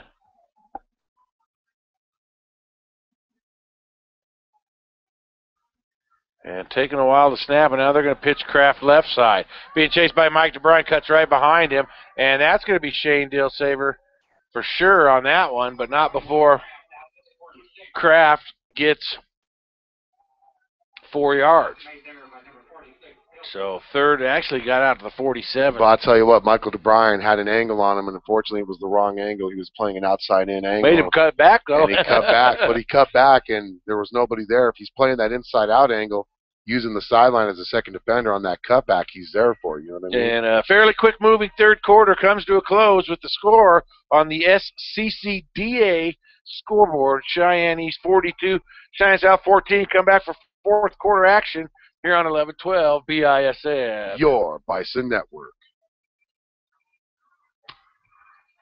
And the best part is, she will walk you through each and every step of your purchase and truly guide you through the entire process until you sign your name on the dotted line. Your path to owning your own home is only a click away at MistyWoods.com.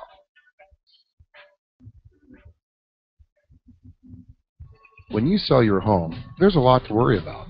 Is your home priced right? Is it being marketed properly? With Misty Woods from Number One Properties, not only will she make sure that your home is priced accurately based on market value, but she will also ensure all potential buyers are aware of your listing. With her personal and professional marketing of each listing, you can rest easy by leaving all the big details to her. Visit Misty at MistyWoods.com. That's MISTIE Woods.com. And back here for T-Bird Stadium, it's East with a 3rd and 4 to start the fourth quarter. Hayes with a single receiver split each side and 2 backs in the backfield with him.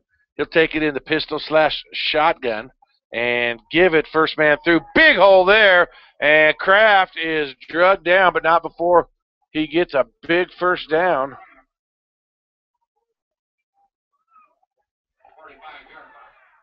So give him about 7 on the carry. Niebuhr with the tackle, 1st and 10 T-Birds.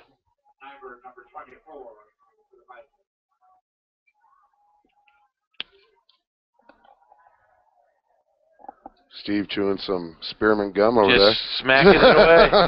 Garnica, Cole, and Garazia in the backfield.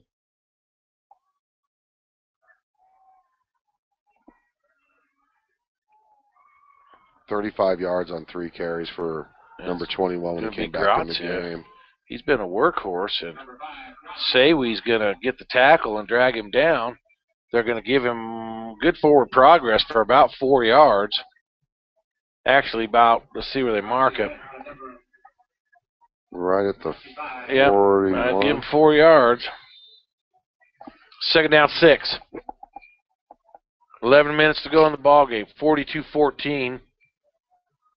And I take that back. Sorry, guys. He's only gained 12 yards in the 3 carries that he came in when number 21 came back in the game. Kraft. But they were important yards as they got East their first down and keeping South's defense out there, unfortunately. And pitch there to Grazia, who's becoming a workhorse for the T-Birds. Jake Brown with the stop, as well as, is that Brendan Nelson up top? Yep. But Grazia's going to have a nice little gain there. Down to the 37-yard line. So give him another 4 and call it 3rd and 2. They've got, 3rd and 2 from the 37-yard line. Make sure you visit Custom Illusions on Fox Farm Road for your hydro dipping experience. Dipping anything from silverware, picture frames, guitars. And there's Big Nick Sawy along with Chris Smith. And that might be a little bit of a loss there. They're still trying to drag him down. Did you say Chris Smith? Yeah. Nick Sawy with the initial surge, and Smith cleaned it up, and they're just going to call it no gain. Well, no, loss of a yard. 4th down now and about 3 And they're in mass subs, so I bet you they're going to punt it. I mean, if they punt it here, Steve, they've won the field position battle. As long as they don't punt it into the end zone. Yeah, he's classy by Chad Goff, kind of. Yeah, he hasn't ran starters out in the second half, and he's staying with giving some of these other guys a chance to play. And that's a bad deal there. Michael DeBruyn picks up the ball at the 2 and goes back to the 1. Falls down. Oh, they're going to mark him down at the 3? They are. Where the who knows? So they're going to get to Brian. Who punted that? Number 27 again. Yeah. No return. So that was from the 42? It was. So a 40-yarder. First 10 South, and they're backed up now. Big Jake Brown's going to get it, and he had a little room. He kind of stopped, but he gets it across the 5, 74 with the tackle. So it looks like Brown's going to have about 5. And he kind of had a little bit of a hesitation there. If he could have broke it to the outside, he'd have been in great shape.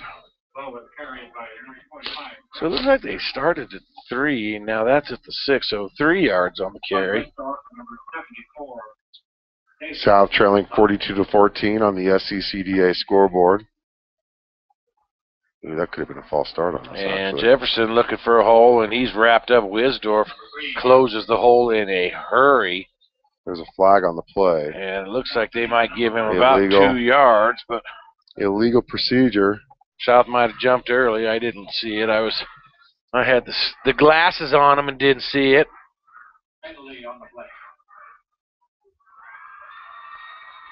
Illegal motion, I think, because one of the backs jumped forward, which should have been a false start, shouldn't have been. So this is going to be half the distance from the 7, which will put it back to the 3.5. Or are they at the 8? The play started at the 6.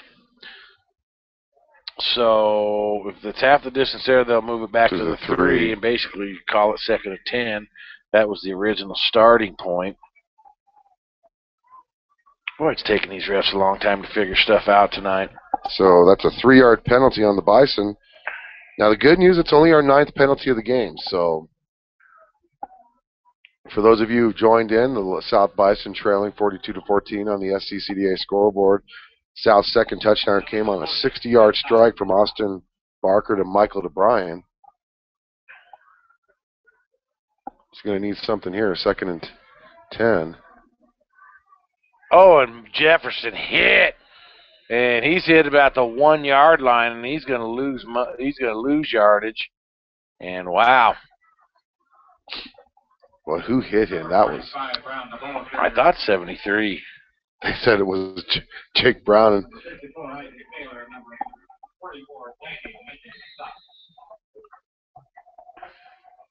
how did they get that mixed up, Steve? I don't know. That's pretty hard to do. That's somebody not paying attention. You got 3 people in there. You've got Marquez who's 5'7", 160. You've got Jake who's 5'10", 230. So no gain on play, loss of 1 maybe. Barker's going to throw. Ball was tipped, but he still caught it. Nice catch there by Mike DeBruyn. He's going to get it all the way out to the 46-yard line. So 44 yards on that completion. Did you see it get tipped? I couldn't tell if it was tipped. It just came out with that tipped right at the line of scrimmage. So big play there for South, and Barker approaching the 300-yard mark again, passing the ball. The score doesn't necessarily reflect it on the scoreboard. He's got 262 yards passing. Michael DeBruyn over 100 yards receiving in this game. And Jefferson going to get the carry again, and the yards are at a premium for him. 44 Jack Danny on the tackle. Give him a yard on the play, and that's being a little generous. That's rounding up to the nearest yard. 2nd and 9 for South from the 47. Thank you for joining us on this Friday night football spectacular. Make sure you stay tuned for the Mile High Lawn and Tree Care postgame show. We'll go over stats and talk about next week's opponent before we break down. Break down. Break down. Go ahead and give it to me. Oh, another pass Barker attempt just got there. smoked. And That's boy, all over yes, him. indeed. He's There's all a penalty over him. there. He tackled him. It's going to be a 15-yard pass interference. I believe 36 was the guilty party. But, yeah, there's no doubt there. So that's going to be a first down for Bison based on the penalty. And 15 yards will put them inside the East 40 to about the 38. And well, that gives us 10 first downs for the game. You know, South scores here. You're making it look a little bit more respectable, you know. For some of the viewers that have showed up, you know, you go down 42-21. You got to get a score here, but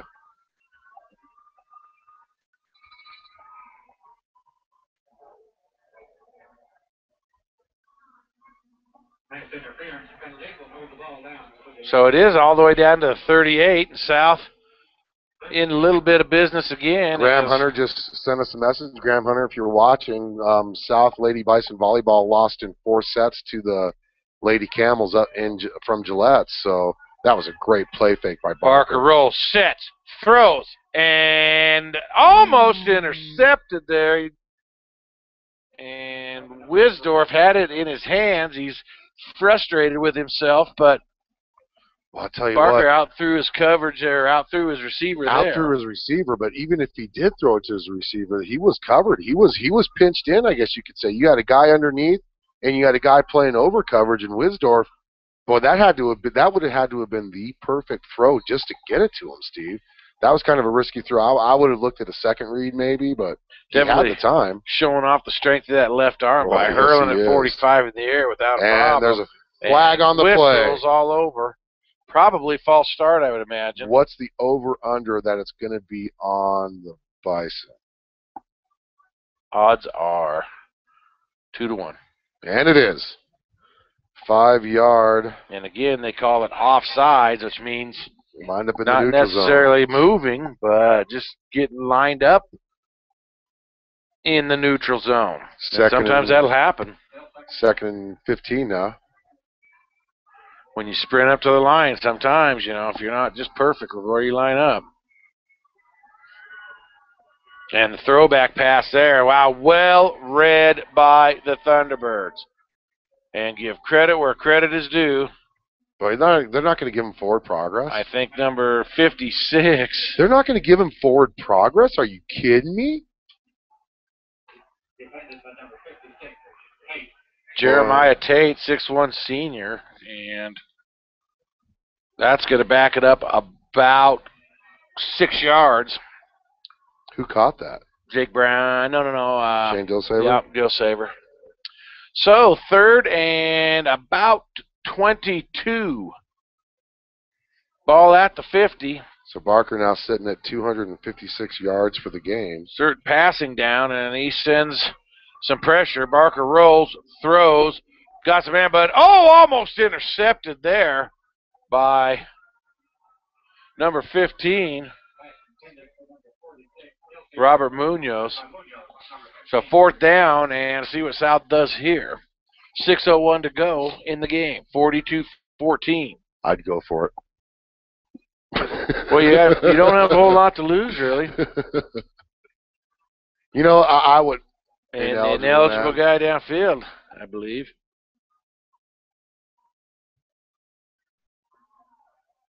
And it's been weird all night. Every time there's a penalty on, like, South, the refs will go and talk to the South player. And if there's a penalty on East, they'll go talk to the East. It's really weird, but they got to find out what East wants to do here.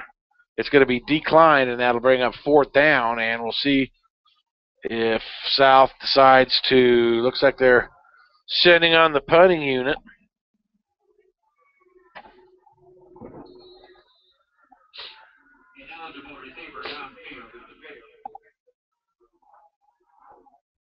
South still trailing 42-14 in the 4th quarter. Want to give a shout out to Josh Soph, who is giving us the information for the Central Gillette game. Number 24, Nyberg, punting. And that snap bounces all over the ground. And Nyberg's going to be thrown down again, and that poor kid is going to have a horrendous stat line. So that's from the 50 to the... That's going to be a 14-yard loss, poor guy.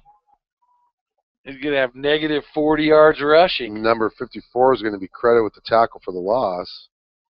So that's going to put South at negative 12 yards for the quarter in rushing. Of course, they've been blowing up the stat passing-wise as they got 38 yards passing. And now East down to their third quarterback. Number 16's in the game. And he gives the ball to number 5, Grazia. Yard carry.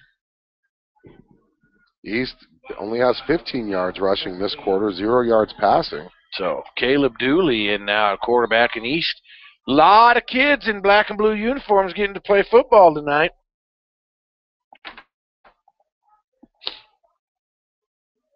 Number 16, Dooley, now quarterbacking for East.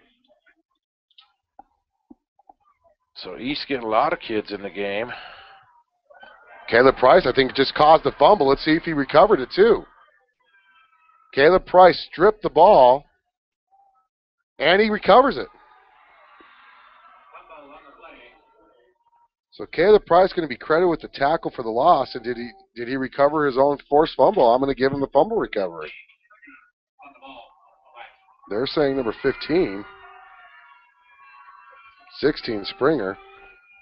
So I guess we'll give it to 16, huh? So South's starting to get a few new faces in on the defensive side of things.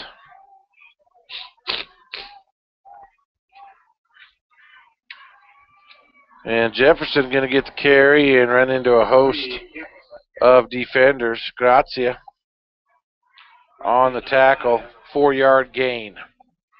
Well, I'll tell you what, that Grazia's got 5 tackles this game, plus an interception. He's all over the field. A lot of rushing yards. 4-yard, 5-yard carry, 4-yard carry. So South now at negative 8 yards rushing for the quarter. Just run the ball outside. It was right Jefferson's there. going to be wrangled down there. 44 Jack Danny. 77 Hockup. And Marquez is just going to lose 3 of those 4 that he just gained. 3rd and 9. I think the running backs, I mean, I know you want to score every time you touch the ball, but how they're kind of approaching it, they're losing yardage because they're not seeing the hole that's there for them, you know?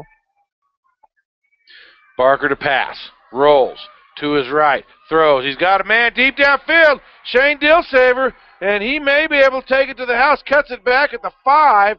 And a touchdown-saving tackle by number 15, Munoz.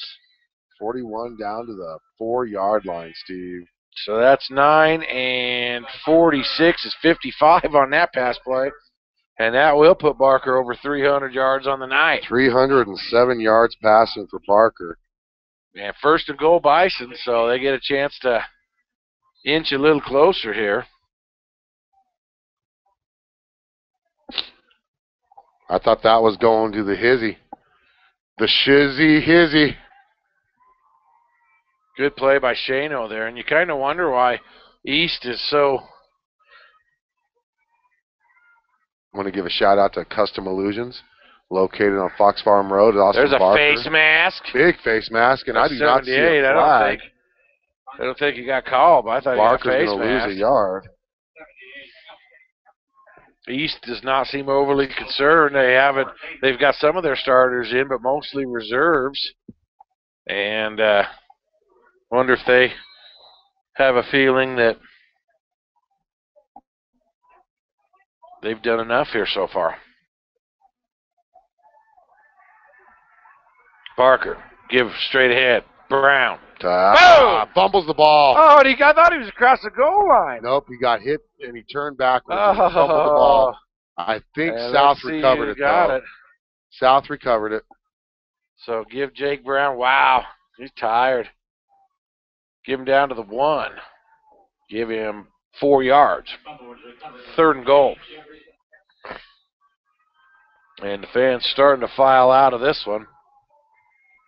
They've seen about enough. But South here can cut this lead. Barker got a guy wide open. Throws. He's got a guy over the through outstretched arms. Ooh, and then he falls in the end zone. And that was Springer. He had Springer and he had Shane Dillsaver behind him. So I think Shane saw that it might have been overthrown, and he was running as fast as he could to get behind him, and he just couldn't get there fast enough. But right idea. You had 2 guys wide open in the end zone. It was just a little too much oomph by Austin Barker on there. So 4th, and we'll call it 1.5. 4th and goal. Power I. See if they can punch it in. Jefferson puts his head down, and he's in. Touchdown, Bison. And 2:14 remains, and an extra point will have this lead cut in half. And on the SCCDA scoreboard, it's 42-20 right now. I say you go for the onside kick, huh?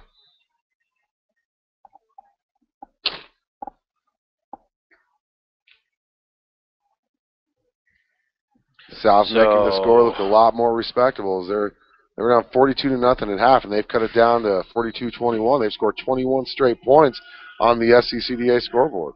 So now we're going to keep it right here. Not sure who gave you that central score, but Wild Preps has Gillette 35-0 final on Wild Preps. No, he's a dad of the kid that plays for Central. Maybe they might have one call back, but according to Wild Preps, we have a final from Gillette 35, Central 0.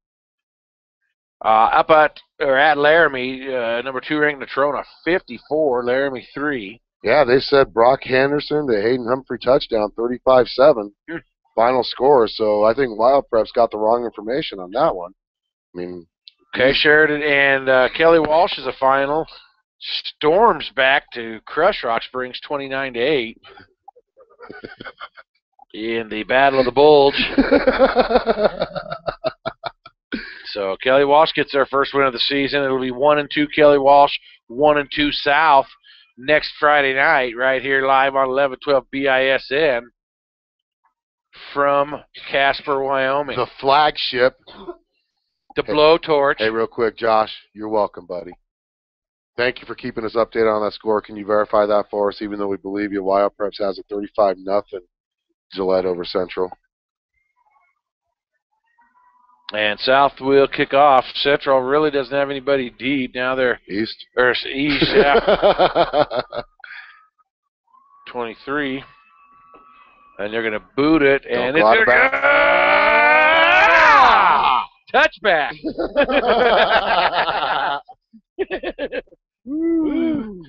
I thought I was going to be out of bounds. Boy, I tell you what, it was instant replay. It was as close to going out of bounds can go. If that pylon wasn't there, that was going out of bounds, man.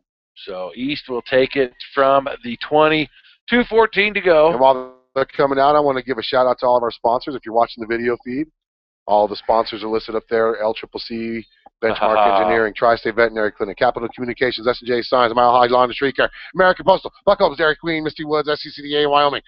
And making an appearance in the game, the big country, 68. Cody Allen's going to get another quarter on his resume. Oh, and he gets double teamed and thrown to the ground. So, ooh, number 70 just. Good job there. Who's 70? Is that Robert Hernandez? 70 and 74. So Pugh emptying the bench a little bit himself and giving some kids a shot. Who's 74? That's Micah. Big Micah. And who ran that ball? Also number 74, Well, I don't know. You got 3 yards, whatever it is. That was Grazia's in the backfield, so let's see if we can get in the stat book here. Come on.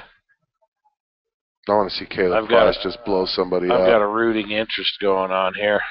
Caleb Price gets in the backfield. Oh, and he doesn't get the tackle, but somebody else does. Berkey tackles Grazia. So That's going to be a tackle for loss. Gee. Big number 74. Burke. And what do we give him? Loss of 2. So here we go. Both teams struggling to find a running game in the fourth quarter. Between both teams in the fourth quarter, there is 11 yards rushing between the both of them on about 20 carries. 16 carries. And penalty flag there, I believe, or offside defense. Who's offside?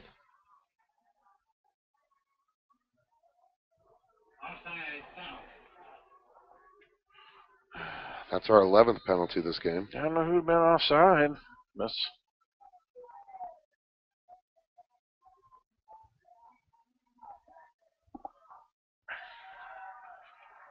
So,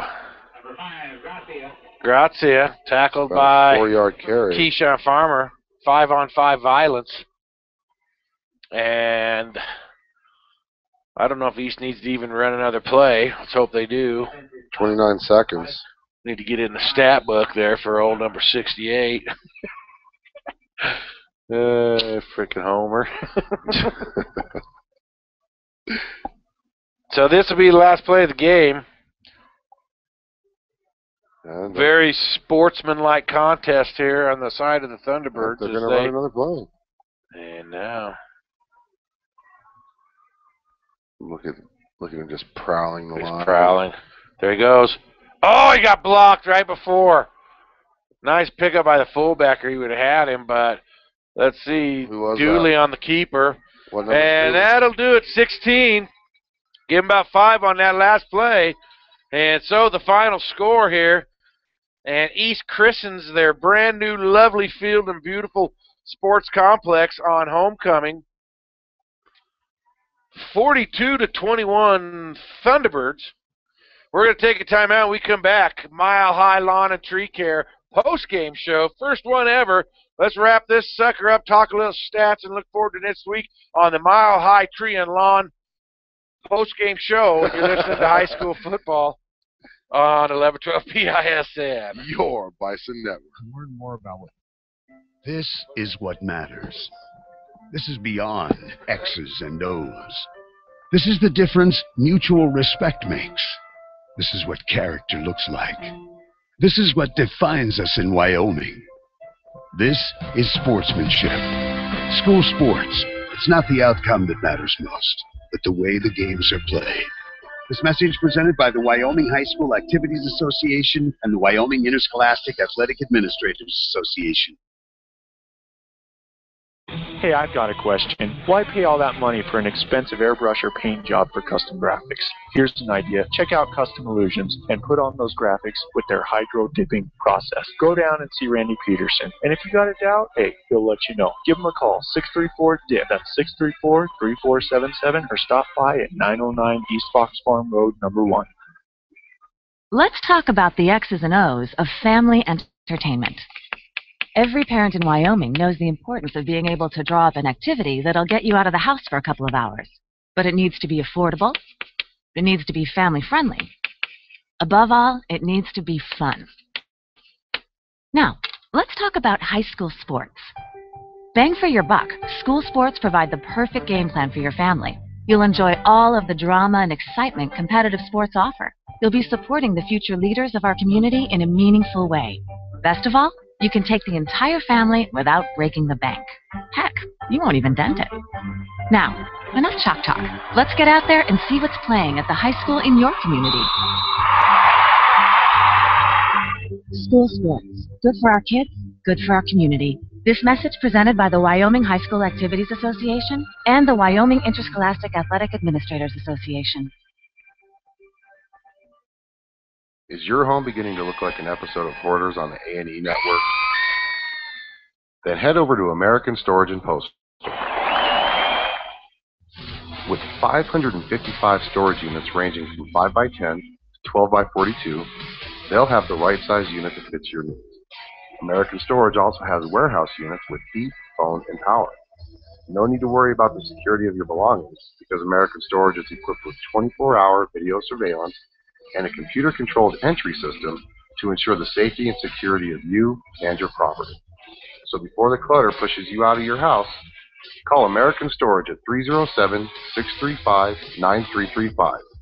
Or go see them at 1903 South Freely Highway and tell them 1112 BISN sent you.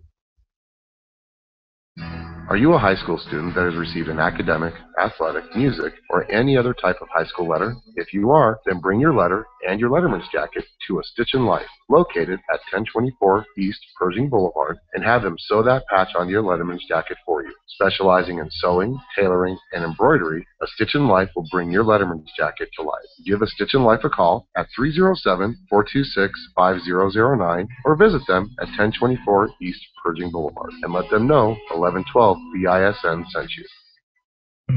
Here's a question. Why pay all that money for an expensive airbrush or paint job to get those custom graphics? Go see Randy Peterson at Custom Illusions to get those custom graphics put on through their hydro dipping process. From mild to wild, if it fits, it dips. And if you have any questions, give them a call at 634-DIP. That's 634-3477.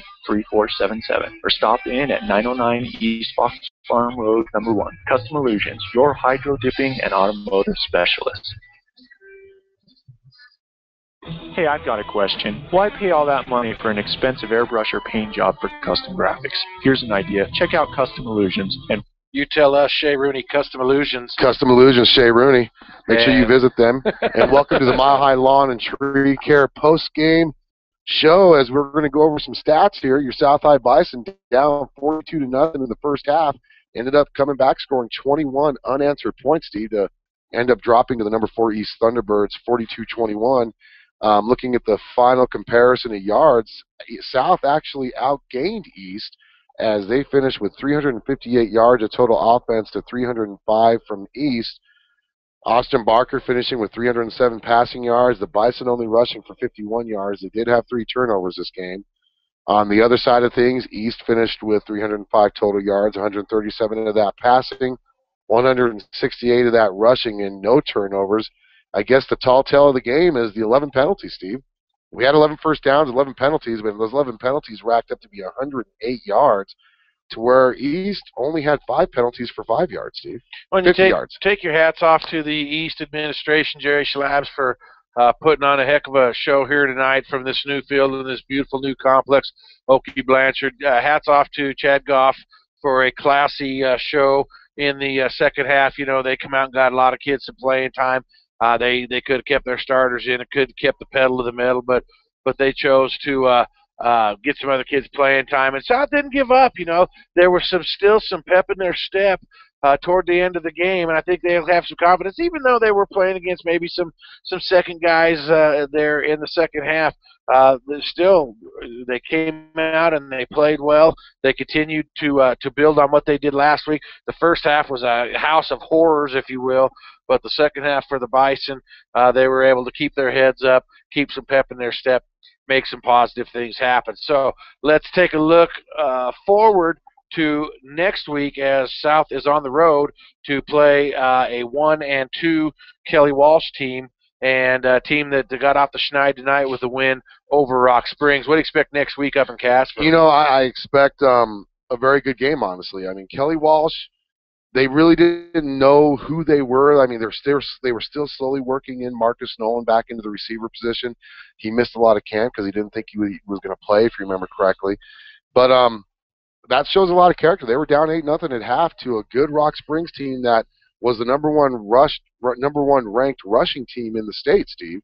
So to finish that off, you know, they've got a little momentum. That's why I said it was important for the South Bison to build in the second half, build something positive, so you can have a good positive half, good positive practice, so you go into Casper next week and hopefully go to 2-2. You're 1-2 as well. Here's the question to you, Steve, before we wrap up the Mile High Lawn and Tree Care post-game report. Fortunately, being on the road, we can't have as long of a post-game report, you know, so because they end up kicking us out a little earlier than normal. But do you think South did enough in that second half to keep the number 5 ranking? You know, with some of the other scores that happened, did we ever get a score on the Evanston game? It'll be interesting because I think East and Evanston are the comparable teams at the around the 5 area. So depending on what Evanston did, this was a comparable game for East. For South, and I don't know. They'll either be 5th in the state, or they'll be a team that gets a couple votes. I think. I definitely think they're one of the top 5 or 6 teams in the state, and they need to prove that next week when they go to Kelly Walsh. Kind of a must-win type. I don't want to call it a must-win, but for where the program's at right now, coming off that win over Central, playing like they did tonight and hanging in, next week's game, South should win. South should be favored in the game. The odds makers in Vegas should have South as a favorite in that game. And they really should. But here's the thing, Steve.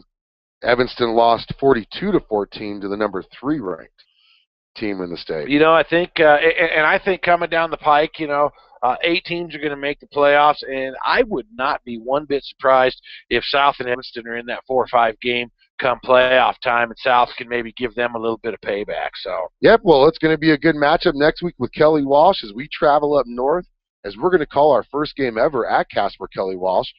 Make sure you tune in to the S&J Science pregame show. We'd like to thank everyone listening to the Mile High Lawn and Tree Care postgame, as well as everyone who listened to the American Storage halftime show. I want to thank all of our sponsors for everything you've done to make sure that we're able to actually do these broadcasts. Our sponsors consisting of LCCC, Tri-State Veterinary Clinic, Benchmark Engineering, Capital Communications, S&J Signs, Mile High Lawn and Tree Care, Misty Woods from Number One Properties, Buck Holmes, Laramie County Commissioner, Dairy Queen, SCCDA, YDOT, and American Storage and Postal. We're going to sign off. Thank you for watching 1112 BISN and listening to 1112 BISN. This is the Bison, your Bison Network.